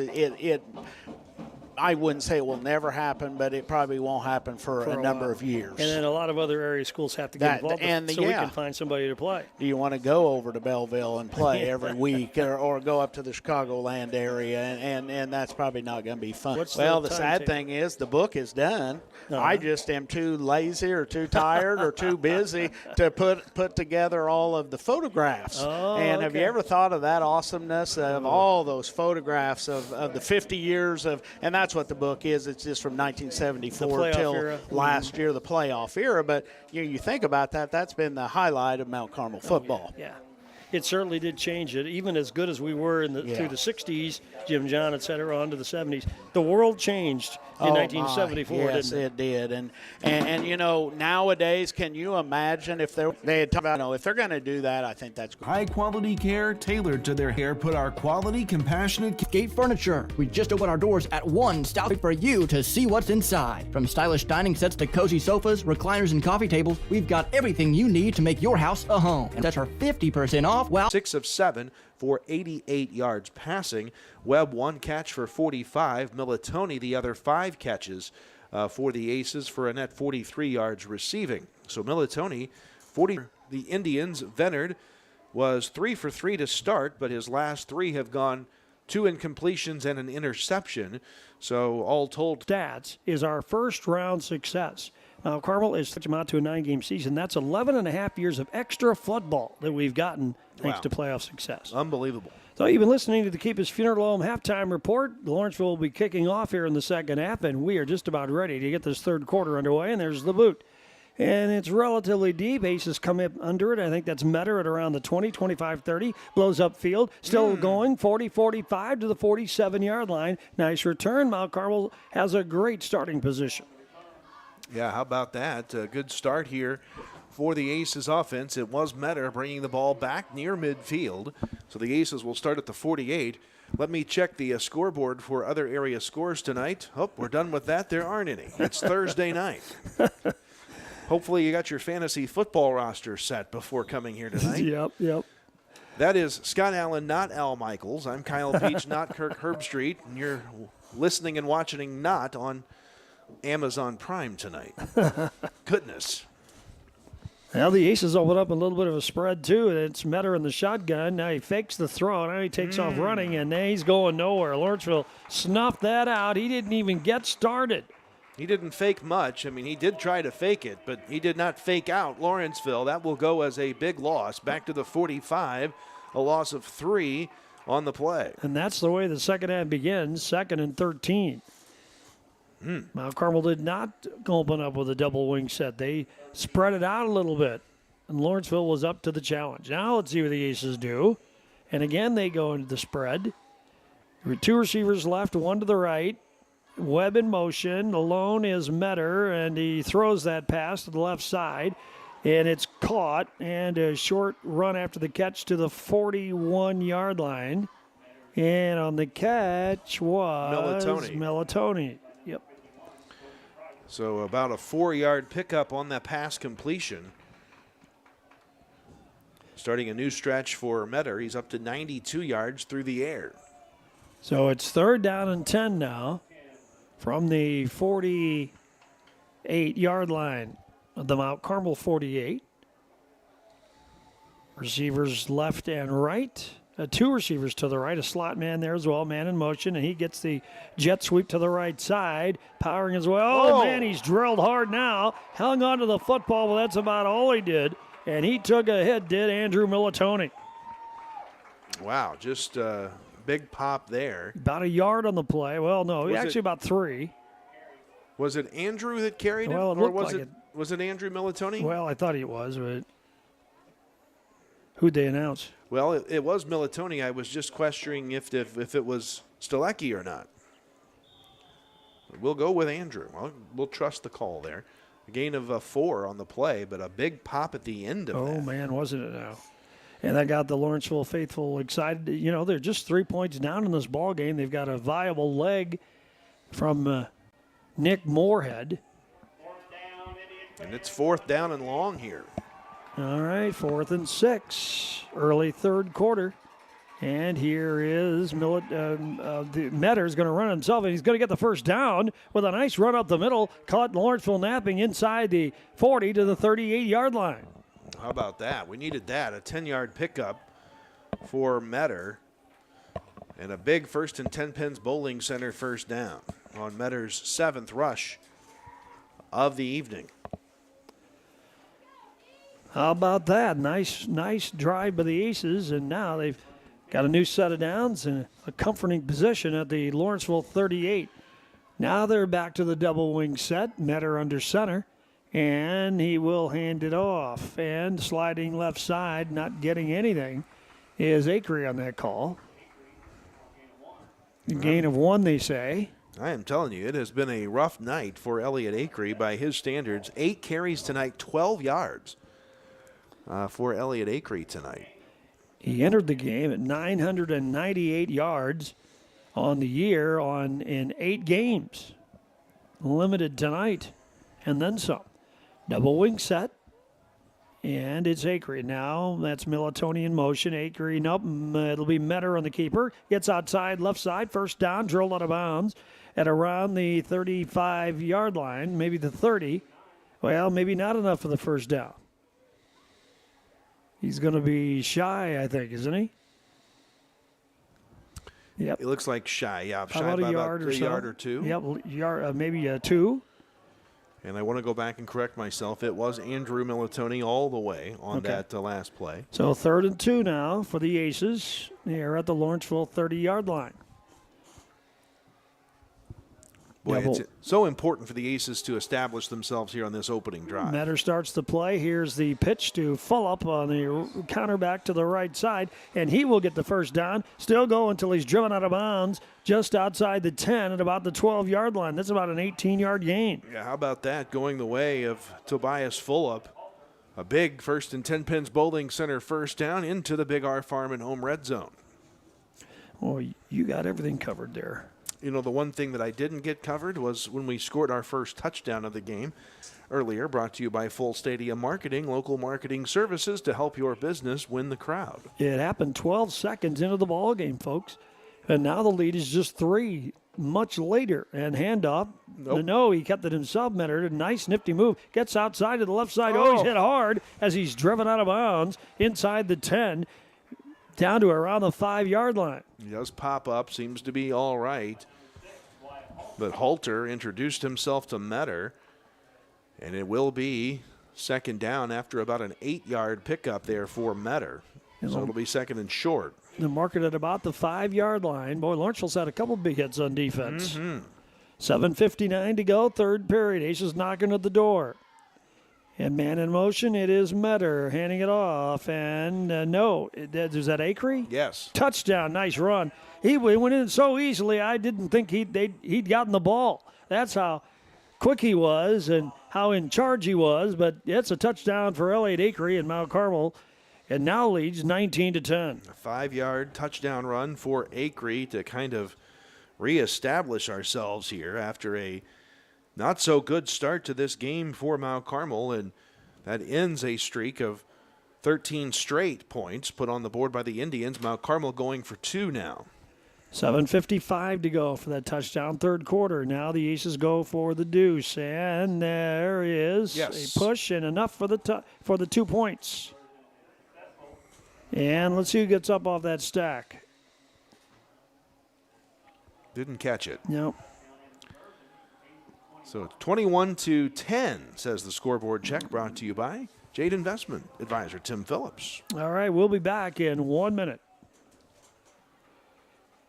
Meet the dentists at Comprehensive Dental Care of Mount Carmel. Dr. Bryce Miller has proudly served the residents of his hometown for over a decade, bringing advanced training in the field of implant and cosmetic dentistry to the local community. And Dr. David Miller has been practicing now for 40 years. In that time, his goal has remained the same: to provide patients with high-quality care tailored to their health and well-being. Let our team at Comprehensive Dental Care put our quality, compassionate care to work for you. Give us a call today. Mount Carmel, welcome to the all-new Southgate Furniture. We just opened our doors at 1 Southgate Drive. We can't wait for you to see what's inside. From stylish dining sets to cozy sofas, recliners, and coffee tables, we've got everything you need to make your house a home. And right now, don't miss our ultimate complete bedroom suite sale. All complete bedroom sets are 50% off while supplies last. Hurry in today and take advantage of these incredible savings before they're gone. Offer excludes mattresses. Visit us today at 1 Southgate Drive in Mount Carmel, Illinois. Southgate Furniture. Your home, your style, your way. A 5-yard touchdown run by Elliot Acree in the 2-point conversion has given Mount Carmel a 21-10 lead over Lawrenceville now. Here comes the Aces kick, and it will be a little longer. It's going to plop on the turf and finally grabbed by a Lawrenceville back, and he's run around. Not much of a return, probably a negative return, and he's down at around the 25-yard line. So that's where Lawrenceville will take over Big touchdown run by the Aces. Now they have an 11-point lead on the scoreboard. It's got that 2-point conversion run after further review was through Acree out of the backfield. So he scored all of the 8 points there on the drive, on the touchdown scoring drive there for the Aces. The quarterback of the Indians and back in charge for the second half is Isaac Venard, a senior. And there's a push by the ball carrier working to the left side, dives forward. And on the first carry of this drive is Denham. And he gets to around the 26-yard line. Gain of about 5 on the play. Maybe call it 4, second down. First offensive play of the half comes at the 7:30 mark here of the second half. So third quarter action. Devin on the run, up to 19 yards now on his 7th carry of the night. Aces touchdown into the 10-point Lawrenceville run, and the Aces have grown the lead. Now here's the quarterback, and he hands off on a stack up the middle. Aces repel easily. Yep, no doubt about that. I think that was Denham or Moorhead. Let's see who gets up off the stack, and they're just now pulling him up. One of the Mount Carmel players did that nicely. A nice display of sportsmanship, and it is Denham. Yep. No gain that time. Josh Devin, 8th carry of the game. That leads the number of carries that the Indians players have taken. The 8th one by Devin puts him at 19 yards still. The leading rusher in terms of yards is Lil with 31 yards on the night. Third down and 5. Line of scrimmage, the 26-yard line. See what the Indians do here. They go right to left here in the third quarter. And the Indians call a timeout. We'll do it too. Timeout's brought to you by Country Financial Representative Tia Morgan. Mount Carmel leads the Indians 21-10. Back in 1 minute. Have you ever lost power? Many get a home generator. Now there's something much better from Morton Solar, the Tesla Powerwall. You earned my business. I did my research. I looked around. I got lots of estimates, and you guys did a great job from start to finish.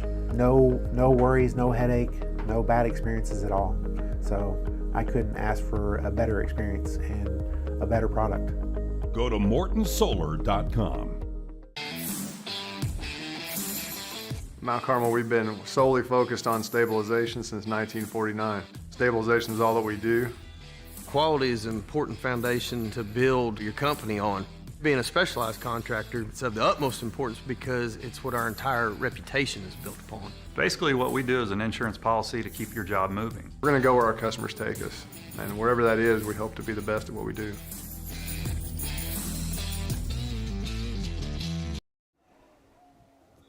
Back here in Lawrenceville, 6:23 to go here in the third period. Indians set the ball club down. It's 3rd and 5 from the 26. And a pass downfield is caught, right? Incomplete, oh, it was but incomplete. a flag down on, I believe, the pass interference call, either on Kling, who was in the area, or Acree. I'm not sure who they'll call it on, but it is pass interference. That'll be our second pass interference call tonight. It just feels like we've had about 37 penalties in this game tonight against the Aces. And they're going to walk this one off to the 40, or we're going to start at the 40. It's going to be somewhere around the 41, right? Yeah. Yep. First down after the penalty. 15-yard walk-off. And Lawrenceville has a new set of downs. As we mentioned, they go right to left here in the third quarter. Venard sets the club down. He's under center this time with 2 setbacks, and now he's going to give it to the counterback back to the left side. The slot man took the handoff. And that was number 6. I believe Lil got the ball off the deck at the end of that play. Oh, I thought Halter had it. Did he fumble? Well, maybe he did. Maybe Halter. Lil handed the ball to the official, but whether he got it from Halter or not, I'm not sure. We'll call Halter a 4-yard gain there. Second down. 7 or 6 or so here. Line of scrimmage, the 44-yard line. Double wing set, Halter in motion to the right side, and the flags fly. They stop the play at the point of the handoff to Denham. That's a false start against the Indians. And they haven't exactly been very nice to themselves either tonight. No, the penalties have been been frequent, to say the least. Part of this game tonight. So now 2nd and 7 from the 44. No, that's not right. From the 39. And it's 2nd and 12. There we go. That's correct on the scoreboard. Now Venner sets the club down. Double wing set, one setback. One wide out. And he's going to be back to throw. He's chased. Downing's in on him. He just throws it up for air and downfield incomplete. There is a receiver in the area, so there will not be a grounding penalty. But Venner did take a hit on that play. And after completing his first 3 passes, as we alluded to there at halftime, Venner has now not completed any of his last 4, including an interception there by the Aces.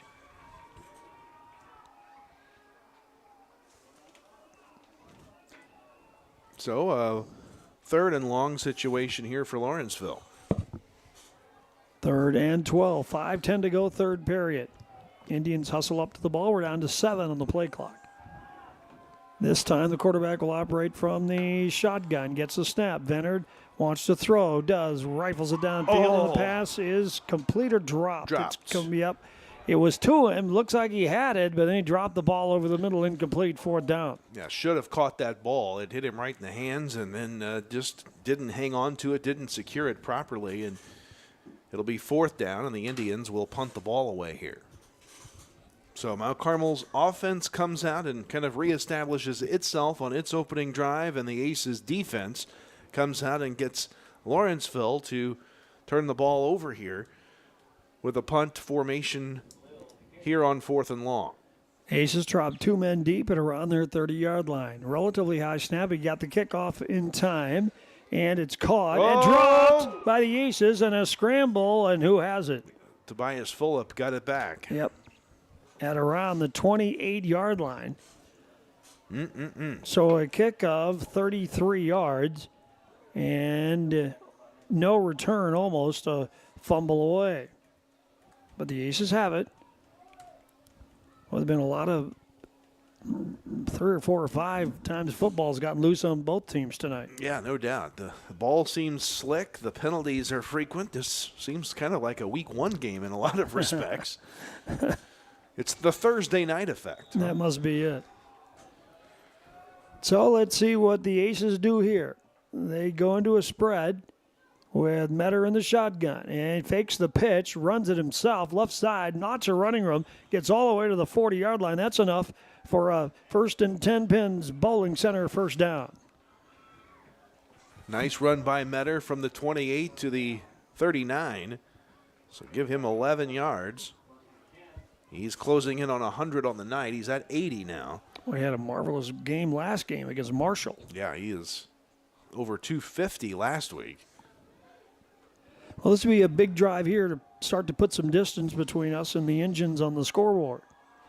Aces stay in the spread. 2 receivers left, 1 to the right. Metter keeps the ball again. Powers left side, gets to the edge, turns it up, and really drilled hard near the marker. Maybe enough of the 1st down. Looks like it is.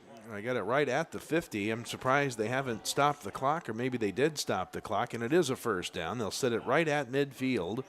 A 10-yard pickup for Metter moves the chains. A 1st and 10 pins bowling center 1st down. And I was reacting because Metter kind of lowered his shoulder to power his way into the defender there to get the extra yard for the 1st down. The home team Friday MVP for the week, Shane Metter, having another outstanding performance here, building on this drive. Right at midfield. He is under center this time, hands it off, ball carrier pushes and chugs his way forward. Is that Acree or Kling? Kling. Yep, Kling on the carry, and he's all the way inside the 40. Another 1st down, 3 1st downs in a row, and the Aces are at the Lawrenceville 39. Well, welcome Jackson Kling back to the backfield after a couple of weeks where he wasn't able to go in the backfield. Had him up on the line because of injuries in the Aces arsenal, and Kling, 3 carries, 27 yards tonight, running the football once again. Setting up shop now at the 39-yard line. On the march for a potential 3-score lead here. Under center is Metter. He waits to the last second, hands it off. Ball carrier slides off right tackle, gets to the edge Kling a little again. bit. And it is, yep, you're right, Jackson. Kling again. And another drive that gets to the 29. Is that another first down? Kling again, first down again. Four consecutive. Wow. 4 straight first down plays for the Aces. They're chugging forward. 3:13 to go, third quarter. Mount Carmel chewing up the clock like they like to do. And down to the engine 28-yard line. Aces approaching 200 yards rushing. Kling stays in the backfield. This time Metter rolls. Looks like he wants to throw. He's under hot pursuit, and he does dink it out at the last minute, incomplete. It was deflected by a defender, and that's how it didn't find its way out there to maybe it was headed in Tobias Fulop's way. If not, it was looking for Militoni. That's the second incomplete pass of the night for Metter, and it'll bring up a 2nd and 10. Clock stops, 2:54 to go, third period. So it'll be second down. Line of scrimmage is the Lawrenceville 28-yard line. 21-10, Mount Carmel leads. Aces have a receiver to the right side, double wing set, Militoni in motion, and here is the handoff. Ball carrier tries to get outside. Now he stood up and downed on the left side by the Indians. And that is getting up. That is Acree that time. And the Lawrenceville player is injured. He's hobbling out a little bit with some help from his teammates, and timeout called for the player injury. So officials timeout here. 2:35 to go, third period. First injury timeout of the night. Acree now is up to 22 yards on the night, rushing his 10th carry, and now the player is down again here. So while we attend to that, let's take a quick break. You want to? Yep, we'll take a break. All right, breaking the action brought to you by Country Financial Representative Tia Morgan.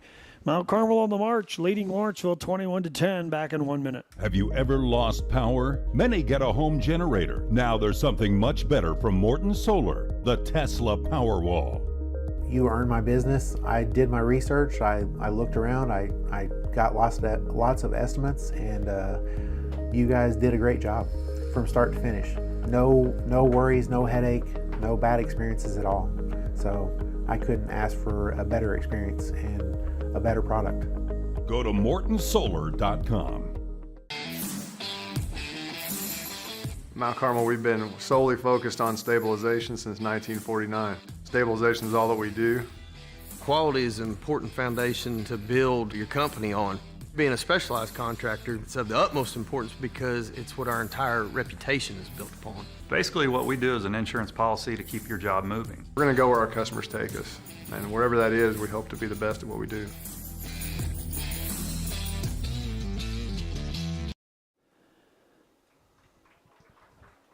The injured Lawrenceville player has just gotten to his feet, and that's going to be a tough injury. That's Halter, who is being helped on both sides by assistant coaches as he makes it out.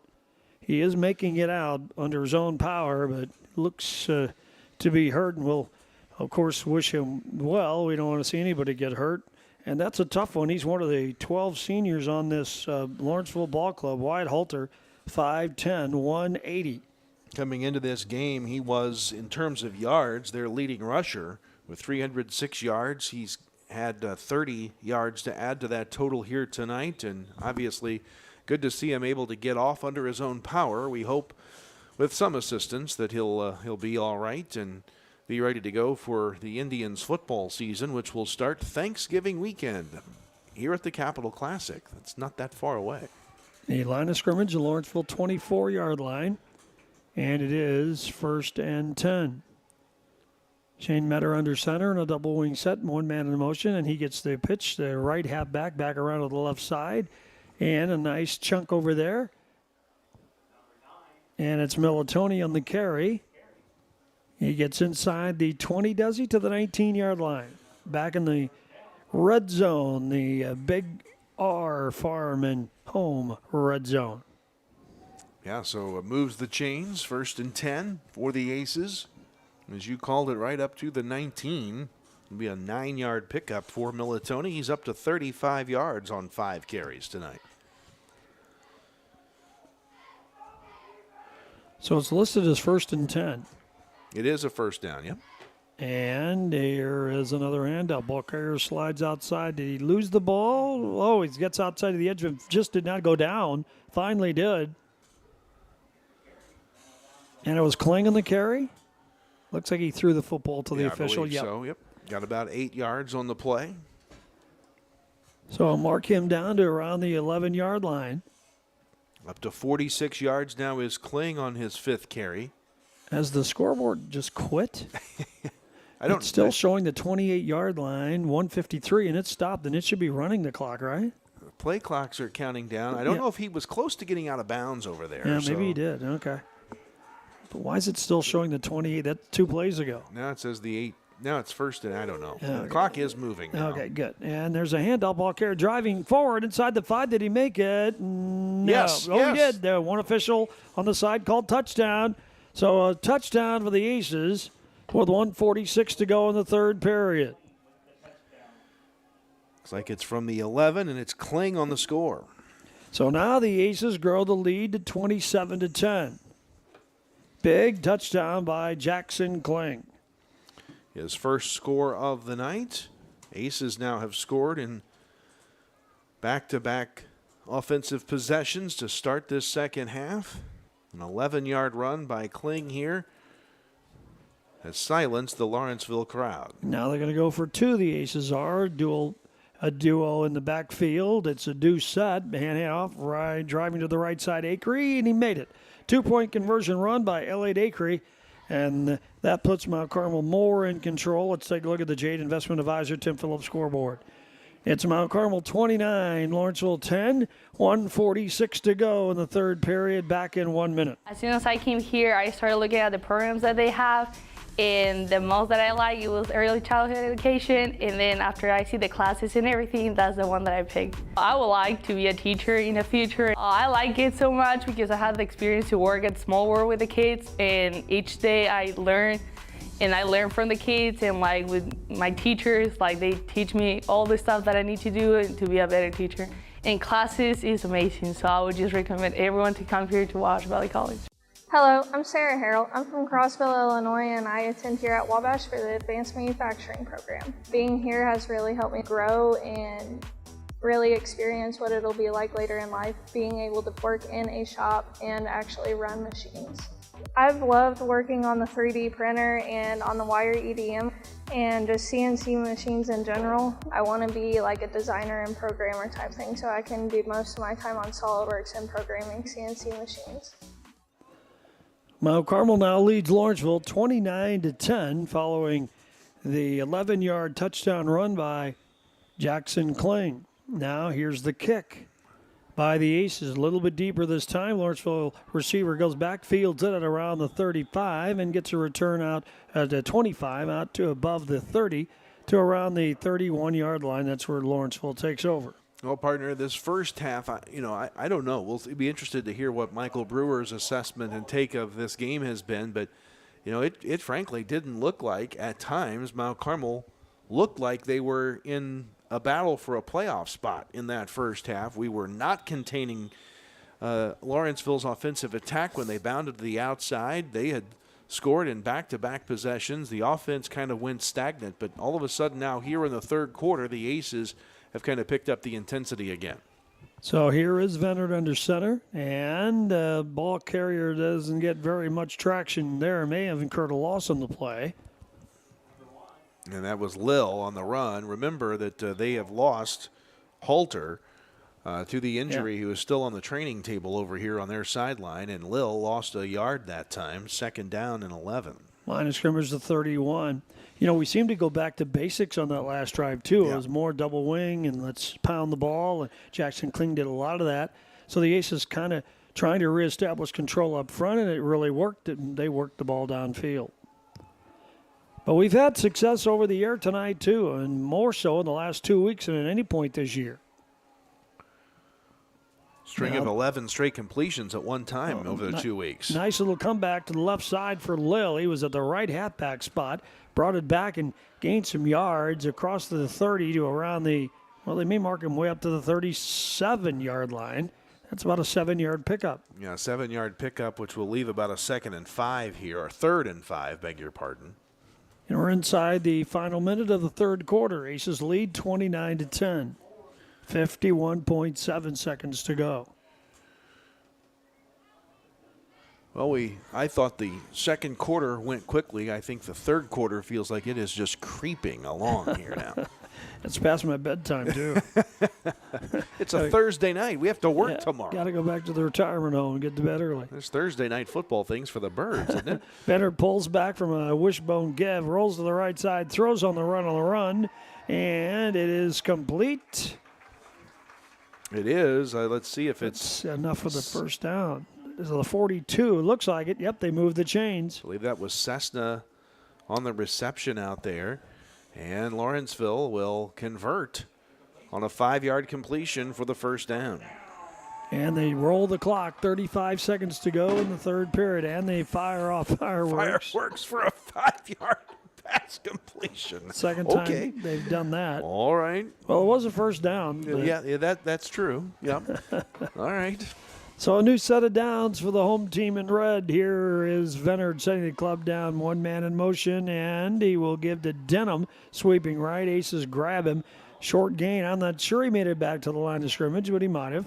Let's see where they marked the football. Not much there, and the Aces saw Jack Webb make that play on the far side, and it looks like they will end the quarter with a no-gain play there. So the Jade Investment Advisor Tim Phillips scoreboard at the end of 3 quarters shows Mount Carmel back in control. They lead Lawrenceville 29-10, back with the fourth quarter in 1 minute. Hello, I'm Andrea Lull from Robinson, Illinois. For my first appointment, I knew I chose the right orthopedic center. The day's surgery went like planned, registration went smooth, pre-surgery, and the nurse made me feel very comfortable. I'm currently 3 months out of surgery.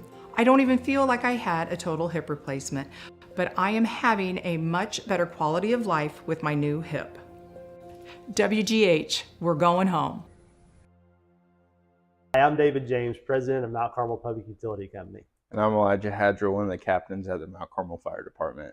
Let's start with our first tip, the optimal locations for fire alarms. So smoke alarms should be installed on every level of your home, outside each sleeping area, and inside every bedroom.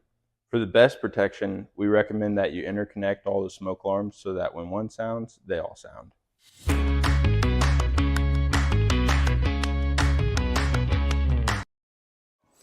Along with Kyle Peach, I'm Scott Allen. We go to the fourth quarter here in Lawrenceville. Mount Carmel put a 16-0 number on the Indians in the third quarter, and they carry a 29-10 lead into the fourth and final frame. Scott, the Lawrenceville Hall of Famer and legend Jay Scheidler was sitting in the stands in front of us a couple rows down as a grandson playing on the team tonight. And senior night here at Lawrenceville. And there is a batted little and flat picked. thrown a pickoff at the 25-yard line. 10-15. Is he going to get the pick six? Yes, he will. Breaks free for the touchdown. A pick six by the Aces, and they celebrate in the end zone. Acree. Elliott Acree on the pick six. How many yards on the return? About Trying to figure that out myself here. Let's see. 25? I'll get it for you here in a second. Thereabouts is what I'm going to say. I think you're close. The second interception thrown by the Indians tonight. This one, a pick six variety. Elliott Acree adds to the lead. It's 35-10 now in favor of Mount Carmel. Here comes a Mabry Auto Body and Paint point after try. Mabry Auto Body and Paint bringing this point after try your way. And here is Wiggins on the try. Here's the snap, ball down, the kick away. It's a low-slung kick, but it's good through the uprights. And how about that? Wiggins adds the point after for the second time tonight. 35 yards on that pick six. Wow, how about that? 10 seconds into the fourth quarter. Here's a look at the Jade Investment Advisor Tim Phillips scoreboard. Mount Carmel 36, Lawrenceville 10, back in 1 minute. At Steve Faulkner Automotive, get scary great deals. Save up to $15,000 off 2024 Ram heavy-duty trucks and up to $10,000 off 2024 Jeep Compass. Come today or go to SteveFaulknerAutomotive.com. Steve Faulkner Automotive in Mount Carmel, Illinois has an outstanding service department. With free pickup and delivery, we'll make sure your vehicle runs perfectly at an affordable price. Come see us today or view our service specials at stevefaulknerautomotive.com. This is your bank calling. Can you please provide your PIN number to validate your identity? A voice over the phone asking you for your PIN number to verify who you are is a major red flag. Be cautious also of similar questions via email, text, or phone. October is National Cyber Security Awareness Month, and the First National Bank is sharing several tips and tricks to fight against fraud on their Facebook page. So be sure to follow along. The first pick six of the year, a 35-yard return after the pick by Elliott Acre, and Mount Carmel now leads 36-10. The Aces kick away. It'll be taken on the fly and around the 31, return out to the 40, and a little bit beyond. That's where Lawrenceville will take over. Scott, I'm watching that play again to try to pick out who got the deflection, because the ball was actually deflected by an Aces defender and then into the hands of Acre for that pick six, the first of the year for the Aces. So a double-edged whammy there for the Aces defenders. In fact, it was Azariah Downing who got his hands on the ball that deflected that pass that went to Acre, who capitalized in the end zone with the pick six. So an assist for Downing, huh? Indeed. Now Lawrenceville will settle it down in a double wing set. One setback, that's Denham. Venard under center. He gives the deep pitch. That's Lil sweeping around left side. He's dragged down for a loss. Aces snuffed that one out on the jet sweep to the left side, and not a jet sweep at all. And back to the 37, a loss of 2 on the play. Yeah, just things not going the Indians' way here in the second half. Mount Carmel has now started this second half. It was 13-10 at halftime. Acre in on the stop on this play. And the Aces now have scored 23 unanswered points. Mount Carmel was a 41-point favorite coming in, and now the spread is up to 26. Getting there. Yep. It just took a lot longer tonight. So the Indians present one receiver left, 2 to the right. Venard in the shotgun. High snap, backs up, wants to throw. Wings it left side. And boy. The pass is complete, and that's going to be a touchdown. Nice fly pattern touchdown. It's going to be a 62-yard touchdown pass. He wasn't touched, and Lawrenceville strikes again. There go the fireworks. Now that's a firework play. 62 yards. What happened was the Aces' 2 deep men both went for the ball on that play, and nobody was there. In fact, Scott, somebody is injured here for Lawrenceville backfield. We've even, the Lawrenceville coaching staff out to take a look to see who that player shaken up is. Is that Miklowitz on the catch? Yes, Miklowitz. How about that? He gets his name in the record books. Miklowitz with a 62-yard catch. And the injured player just now gets off the field. 10:44 to go, and we've had 2 touchdowns in 1 minute and 6 seconds now. One by the Aces, one by Lawrenceville. Well, again, 2 Aces defenders went for that ball instead of playing the man, and when they both didn't jump high enough to deflect the pass or intercept it, it fell in the hands of the receiver, and he was able to run the distance, and that may have taken too much time. The official stopped the point after try. And let's see. I think Coach Juergens may have a complaint here, because if it's delay of game, there was an injured player on the field, which probably should have reset the play clock, but we'll see if they are walking that penalty off. And it'll be 5 yards back. Actually, 12 men on the field is the call. Oh, okay. There's not much explanation for that, though, if you're the Indians. And that could also have been a reason because somebody was injured, but who knows? Right. Now they're back to the 8-yard line. They get to try it again. A 2-point conversion try. It's 36-16. And here is the quarterback's flushed and dropped for a sack. Venard, they were all over him, and Kling. Kling led the way. Acre was there, and that ends that 2-point conversion try. So the Jade Investment Advisor Tim Phillips scoreboard reads Mount Carmel 36, Lawrenceville 16. We're back in 1 minute. Have you ever lost power? Many get a home generator. Now there's something much better from Morton Solar, the Tesla Powerwall. Another favorite point of having my solar panels and battery backup, the Powerwall, it does give me a feeling of security for my family. I have 2 boys. I have a wife. She's a nurse. She has to be able to get up and go to work at any point. I wear a CPAP machine, so I need that to make sure that I don't stop breathing for too long while I'm asleep. Go to mortonsolar.com. Meet the dentists at Comprehensive Dental Care of Mount Carmel. Dr. Bryce Miller has proudly served the residents of his hometown for over a decade, bringing advanced training in the field of implant and cosmetic dentistry to the local community. And Dr. David Miller has been practicing now for 40 years. In that time, his goal has remained the same, to provide patients with high-quality care tailored to their health and well-being. Let our team at Comprehensive Dental Care put our quality, compassionate care to work for you. Give us a call today. We have 10:44 left in the ball game. Mount Carmel leads Lawrenceville 36-16, so the lead trimmed to 20 points now. Aces will get the football right back. Pick 6 for the Aces, and there's an onside kick. We don't have it's fumbled, and I think Lawrenceville got it. They did.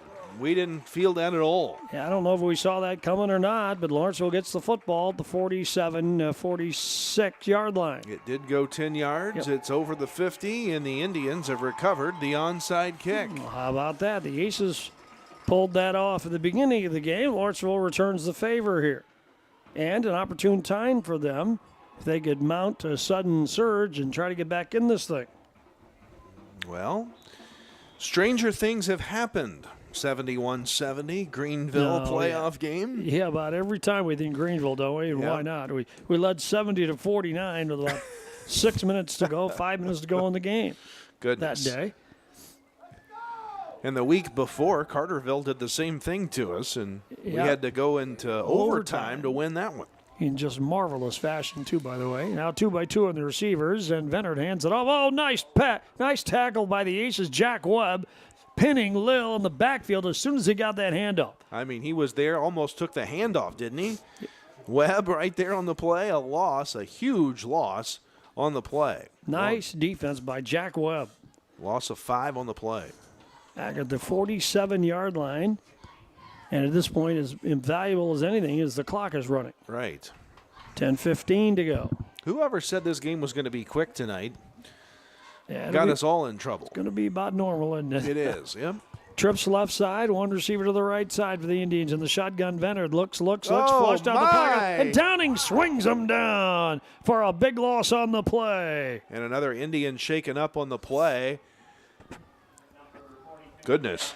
Downing with a monster sack. Well, he owned the whole play that time, didn't he? Back at the 37-yard line. It's a 10-yard loss. Now it's third, and holy mackerel. They have to go all the way to the 39-yard line, and they're back at their own 37, so 3rd and 24 now. The player that was shaken up on the play for Lawrenceville was able to quickly get up under their own power, and now the Indians spend a timeout. All right, a timeout needed, just a breather for them now. Timeout's brought to you by Country Financial rep Tia Morgan. Aces lead 36-16 back in 1 minute. The place for lunch and dinner is the Smoking Pig in Grayville.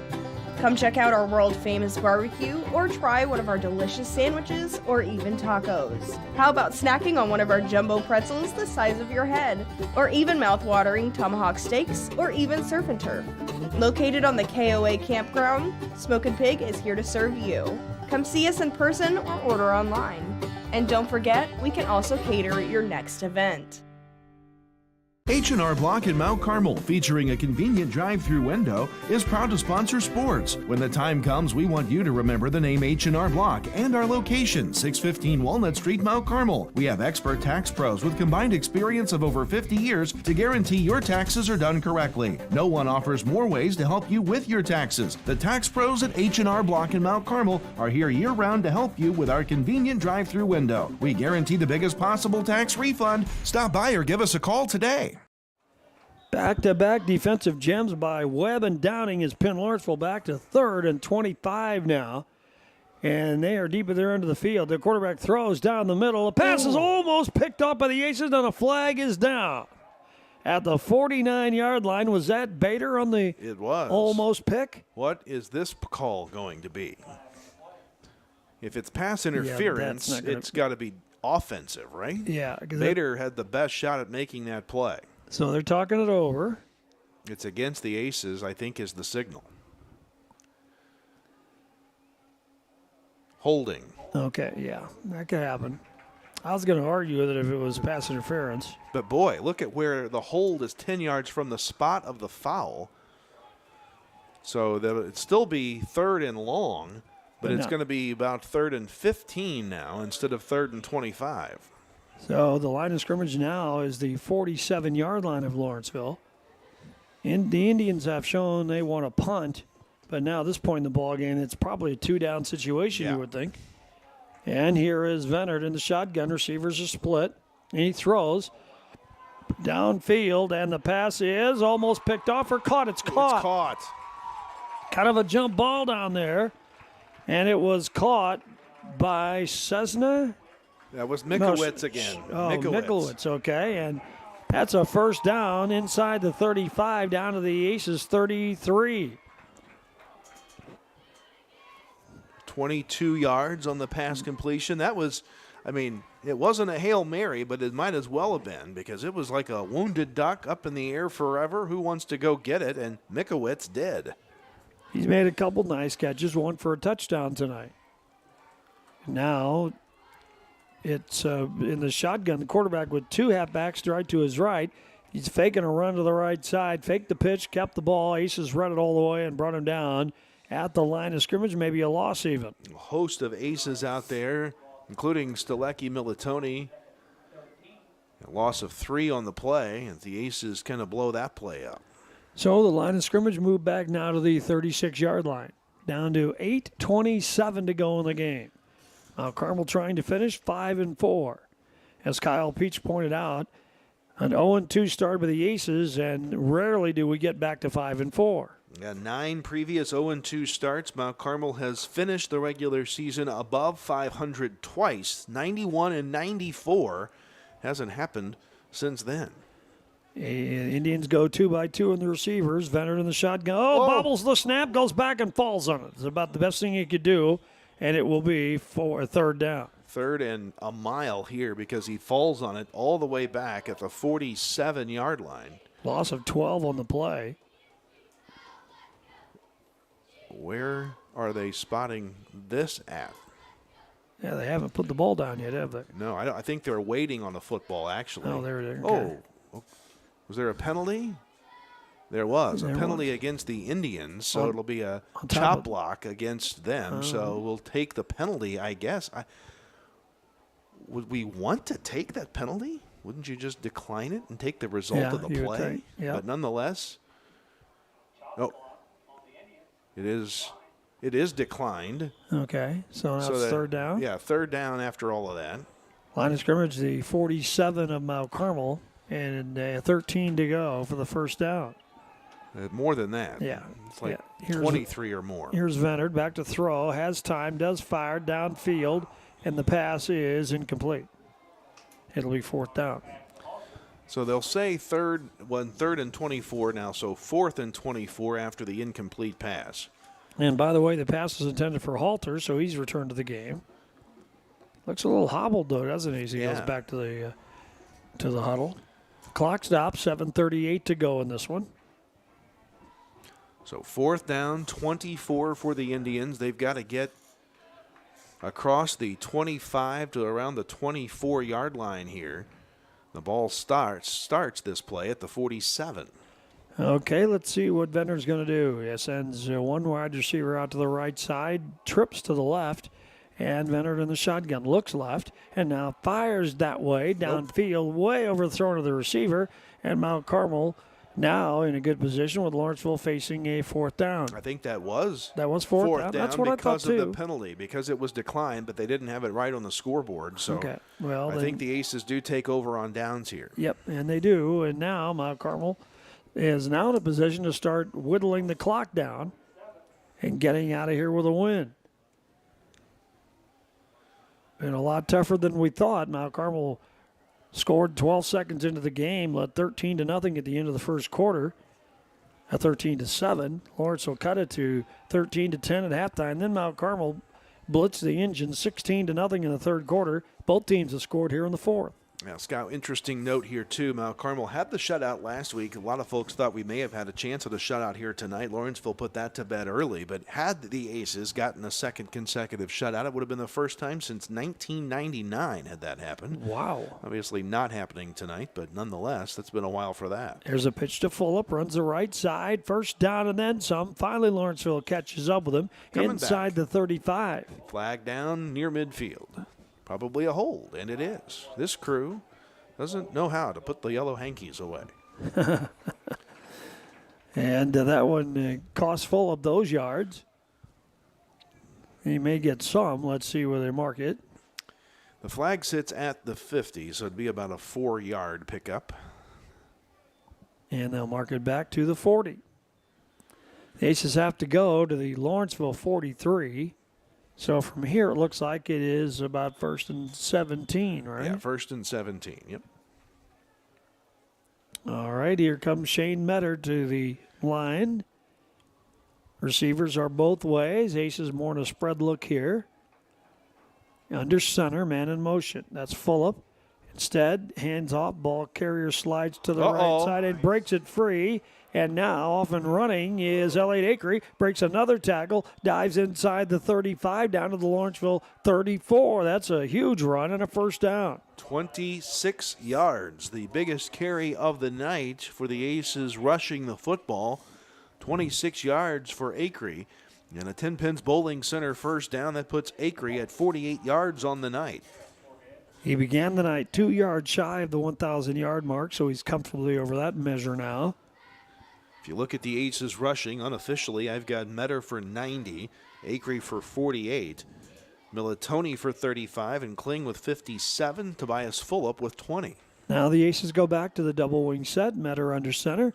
He rolls after taking the snap. Now tries to step, and he's going to run it. Now he throws at the last minute, and the pass is incomplete.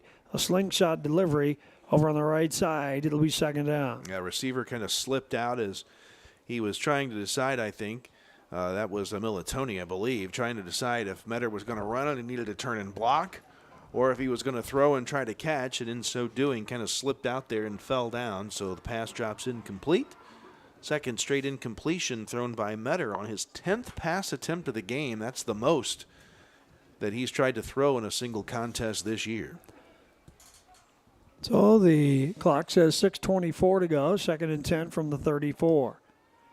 And double wing set, Fulop in motion, and it'll be Metter now optioning to the right side. Here's the pitch to Fulop, and he gets a couple more yards.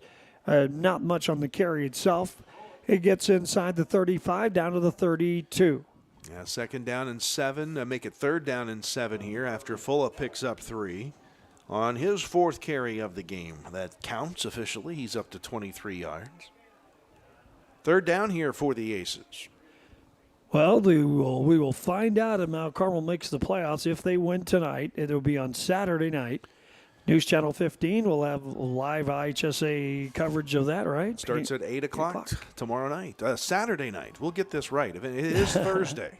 Yep, and that's a weird deal. There, a nice counter handoff and almost a cross buck and almost a break for the touchdown. But finally, the ball carrier is tripped up after a first down run all the way inside the 20.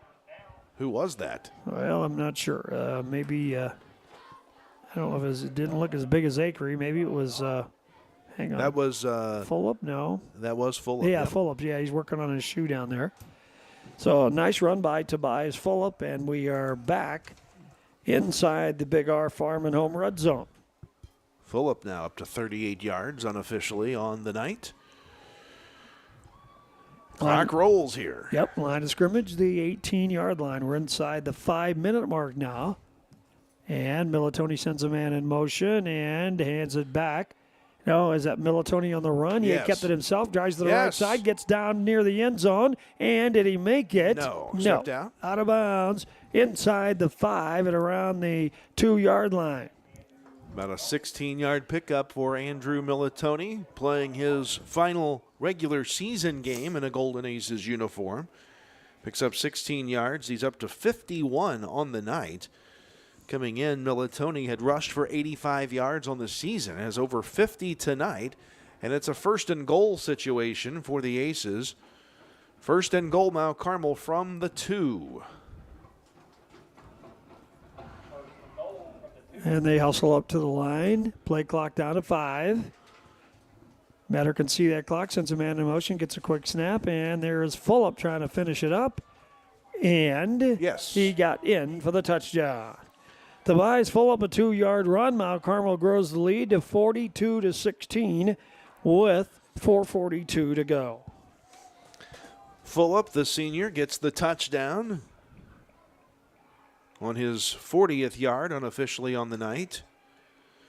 And the Aces grow the lead again. And Mount Carmel will go for the point after. Wiggins on for the try. Brought to you by Mabry Auto Body and Paint in Mount Carmel. Bringing you the point after try. They're located at 214 South Market. There's the snap ball down, the kick away. Perfect. And perfectly good. not. I'm sorry. Yep. Blew that call, huh? And faded off, and so that one did not count, but it's just nice to see we have a point after try going, and we'll get better at it as we go. Here's the scoreboard look brought to you by Jade Investment Advisor Tim Phillips. Mount Carmel 42, Lawrenceville 16, back in 1 minute. H&R Block in Mount Carmel, featuring a convenient drive-through window, is proud to sponsor sports. When the time comes, we want you to remember the name H&R Block and our location, 615 Walnut Street, Mount Carmel. We have expert tax pros with combined experience of over 50 years to guarantee your taxes are done correctly. No one offers more ways to help you with your taxes. The tax pros at H&R Block in Mount Carmel are here year-round to help you with our convenient drive-through window. We guarantee the biggest possible tax refund. Stop by or give us a call today. Hi, my name is Rylan Robb. I am from Albion, Illinois, and I am a radio TV major here at Wabash Valley College. From broadcasting all sorts of sports games to producing my own TV show and radio show, the hands-on experience is as much as you want to do with it. In terms of the program itself, I think it's really special. It's really like almost a little family in a way, and it's really been really nice being able to experience the things I have with people that genuinely appreciate it with me. Mount Carmel has grown the lead to 42-16, ready for the Aces kickoff. 4:42 to go in this one. And Mount Carmel now comfortably ahead in a bid to finish the regular season with a winning record. Did not start pretty this year, did it, partner? Nope. 0-2. 0-2 in the demanding schedule, and boy, the Aces have come back since then. There's the kick. It Oh, bounds, boy. stays in bounds, then it rolls out of bounds with the return man falling on it and around the 14-yard line. Well, that couldn't have worked out any better. I guess better would have been that he didn't recover it, and we did. But because the defender touched the ball before it went out, the Aces do not suffer a penalty for a kick out of bounds. So the Indians will take over at the 14. Well, Kyle, who's on your crew tonight? Well, partner, we got Asher Penrod running the stream next to us here. He took the warm spot here in Lawrenceville. Sophomores get to do that at Wabash Valley. There you go. On the roof, we've got Braden, who's up there. And help me out. Braden is up there, and Max is up there. I forget. It's Thursday night football. Yeah. It's all confusing. So Max and Braden on the roof. Thanks, guys, very much. Yep. Especially to change your schedules to accommodate a Thursday night game. Alex McGinnis back at WSJD, as always. He's the veteran of the crew, huh? Yeah. That was Little on the carry, and a nice run by Connor Lill. Picks up a yard there, 2nd and 9. 5'11", 190. He's a chunk. He's broken free a couple times tonight. Even got a touchdown, an 11-yard run late in the first period. Here it is now, 2nd and 9, clock running, 4:07 to go in this one. And here is Venard. Hands it off. Uh-oh, fumble on the play. But it looks like Lawrenceville fell on the football. And it was by Halter who took the handoff.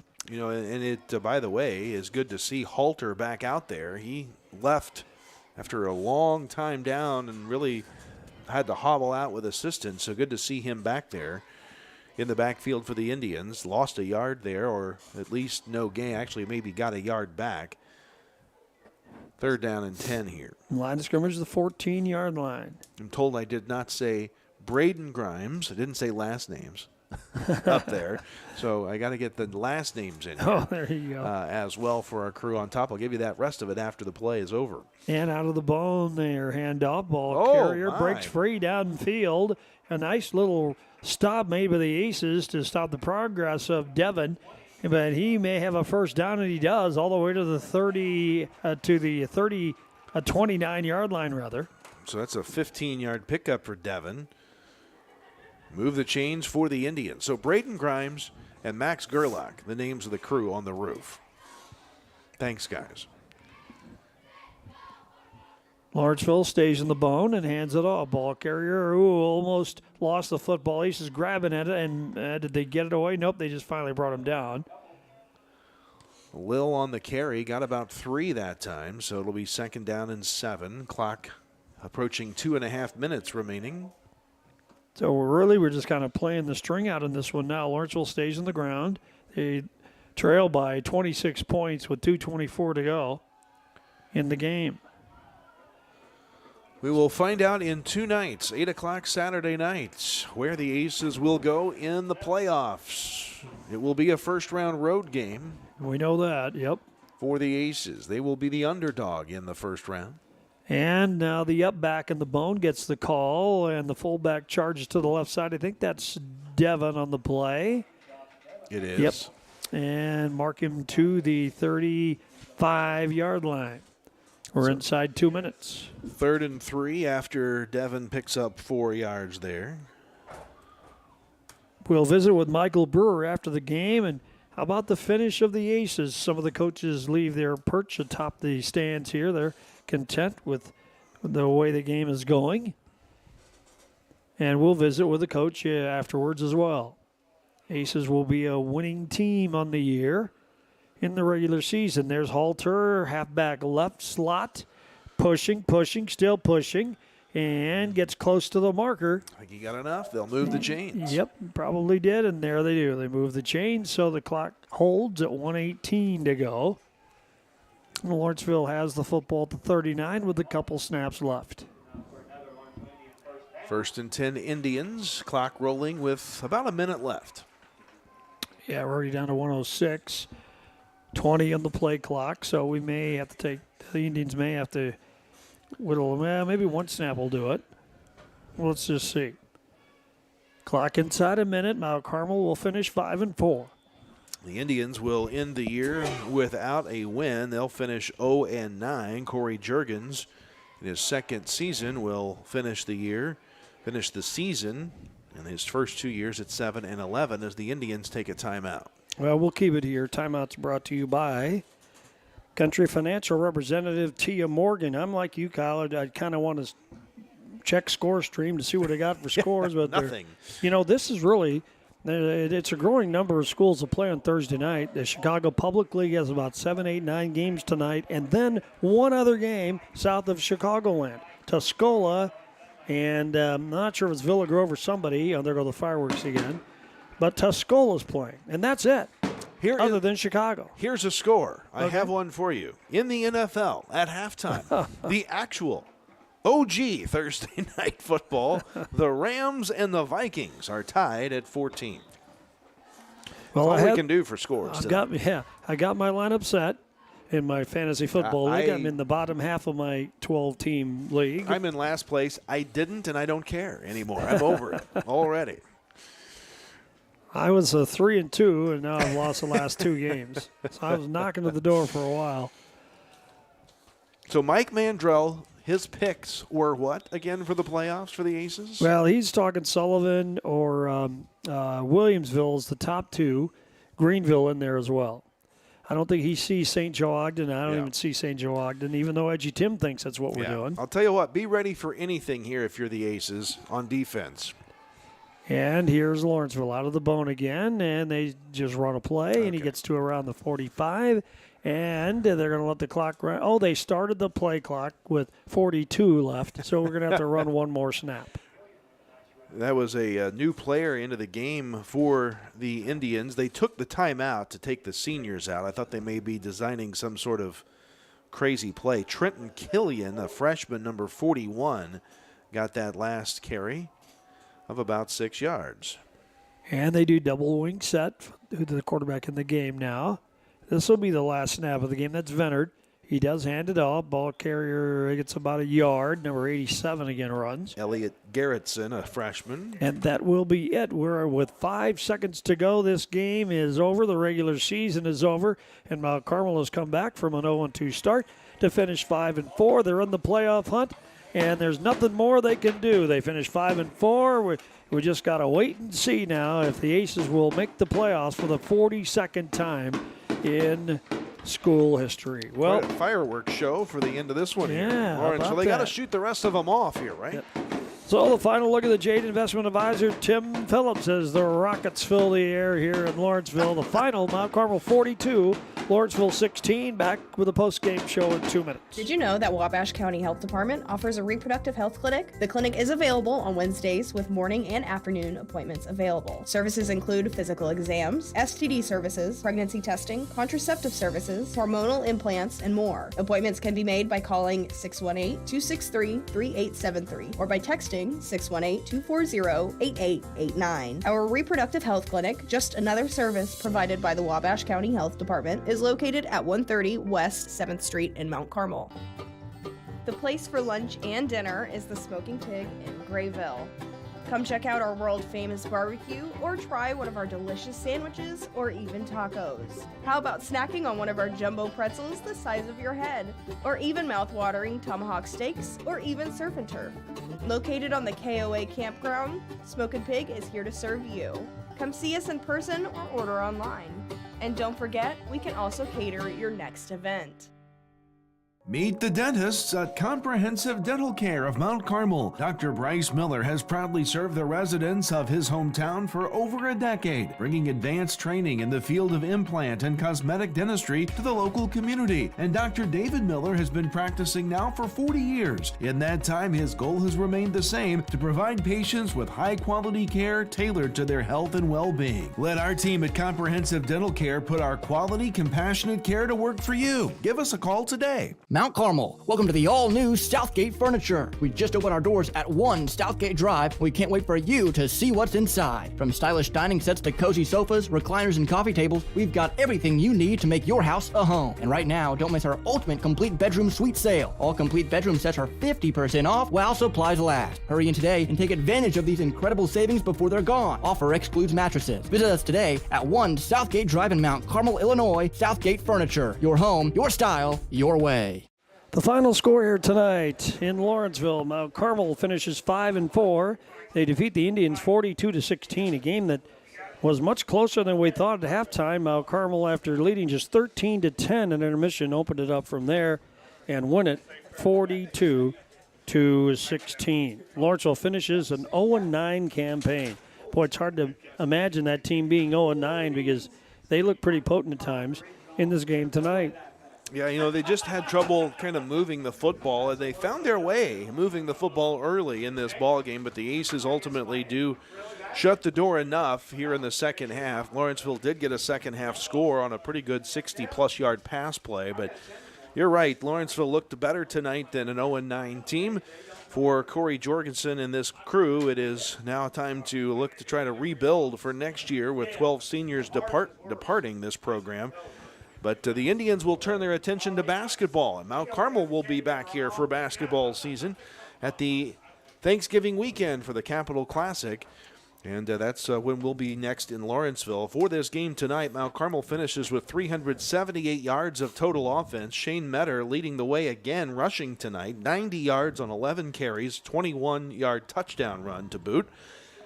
Elliot Akery also had 11 carries, 48 yards, 2 touchdowns. Andrew Militoni had 6 carries for 52 yards. Tobias Fulop, 6 carries, 40 yards and a score. Jackson Kling, 6 carries, 57 yards and a touchdown. 287 total yards on the ground for the Aces. Shane Metter, meanwhile, had a nice night throwing the football. Threw 10 passes. I believe that's the most he's thrown all season. Completed 7 of 10, including the first 6 he threw tonight for 91 yards on the night. Meanwhile, receiving-wise, the Aces saw Jack Webb with the biggest catch of the night, a 45-yard catch. Andrew Militoni caught the other 6 passes for 46 yards, so 90 yards or so there through the air for the Aces. On the night, also don't forget the interception return for touchdown. It was a Downing deflection to Acree. Acree took it 35 yards for the interception return TD, the first of those of the season for the Aces. For Lawrenceville, they had 90 yards rushing tonight, 33 yards from Connor Lill, plus a touchdown on 11 carries. 9 carries, 34 yards for Wyatt Halter. 11 carries, 38 yards for Josh Devon. 2 carries, 6 yards for Nick Moorhead. And the quarterback, Venard, had 4 carries for minus 27 yards. Killian late a carry for 6. Garrettson a carry late for no yards. So 90 yards total rushing. They did have 142 yards passing. A lot of that 62-yard touchdown pass from Venard to Mikowitz. Venard tonight, though, did throw 2 picks, including the pick 6 to the Aces. He threw 14 passes, 3, 4, 5, 6 of the 14 complete for 142 yards. Mikowitz 2 receptions, Schultz with 2, Lill with 1, and Cessna with a catch, as the Aces win it on the scoreboard tonight as well as on the stat sheet over these Indians, 42-16. Both teams gathered on the field. Lawrenceville, of course, senior night. They're saying goodbye to their seniors in their little post-game scrum. Mount Carmel not too far off the beam from them as well, gathered, and we'll visit with Michael Brewer here in just a couple of minutes. How about the Mount Carmel Public Utility electrifying play of the game? Well, I'm going to go, if I get to vote, I'm going to go with the pick 6. Oh, yeah, that's what I was going to do, too, so Yeah. it's unanimous. Another defensive play of the electrifying play of the night. And really, Downing's tip enabled Elliot Acree to end up with that football. So it was a 2-player effort off the deflection, and then Acree punches it into the end zone for the pick 6 TD, the first of the season for the Aces. Oh, I guess if this was hockey, Downing would get an assist. Yes, right. But I guess it doesn't count like that in football. He gets a tip pass or a deflection, or he gets some sort of statistic there, but Acree gets the score and gets the points, and Downing would be like, come on now. I got to get some of those. You know, you did ask, Scott, where did our team go? Because I didn't see us out there either. Both teams were actually together on the field in a little prayer again for a brief period of time out there. Well, so about that's that? a nice touch here in Lawrenceville. We used to do that all the time. Yeah, it wasn't too long ago. But, well, congratulations to the Mount Carmel Golden Aces. Kyle highlighted how tough it's been over the years to come back from 0-2. It'd be for any team. But the Aces, after a demanding non-conference schedule, faced the rebuild from there. And with this young team, made it even a harder challenge. But they've regrouped and won 5 of the next 7, losing to 2 good ball clubs. Casey Westfield, we worried about them before the season began. And I don't think anybody saw Olney coming this year with their magical season from 0-9 to 9-0, and I'm assuming the LIC championship tomorrow if they can defeat Robinson. Yeah. But what a bit of magic is going on in Richland County, and it's a once-in-a-lifetime thing. 0-9 to 9-0 in 1 year. That never happens. No, never. But they got healthy. They got more mature. They have a great group of people, a good coach, and Olney is poised to win the LIC outright tomorrow night. That's at Robinson. Traditional Friday night football tomorrow night. Well, what's that all about? What's that? Well, let's do this on Thursday every week. Right. Yeah, right. Yeah, said nobody ever. But by the way, in case you want to know, Olney is projected to win that game at Robinson 52-22. Newton visits Marshall tomorrow night. Newton projected to be a 31-20 winner. And Paris visits Casey. Casey a 46-12 favorite in that one. So if that pans out, Olney would be a playoff team, obviously, at 9-0. Casey would be a playoff team at 8-0. Mount Carmel would be 5-4. Robinson would be eliminated, we would think, at 4-5, although some 4-5s did make it in last year, but probably not enough playoff points. Newton would obviously be out of the playoffs at 2-7. Paris out at 2-7. Marshall would be out also at 2-7. Actually, Newton would be 3-6. And Lawrenceville 0-9. So the Aces really going to get 3 playoff teams in, it looks like, Olney, KZ, and Mount Carmel, and we'll find out where they all will go and play on Saturday night, the IHSA Playoff Selection Show, 8 p.m. on News Channel 15. We'll have it for you, as well as on the NFHS network. Well, the Aces are going to get in by the skin of their chinny chin chin, I guess, huh? And that'll be about it. One projected by Edgy Tim, who, by the way, will be one of the analysts on the IHSA TV feed on Saturday.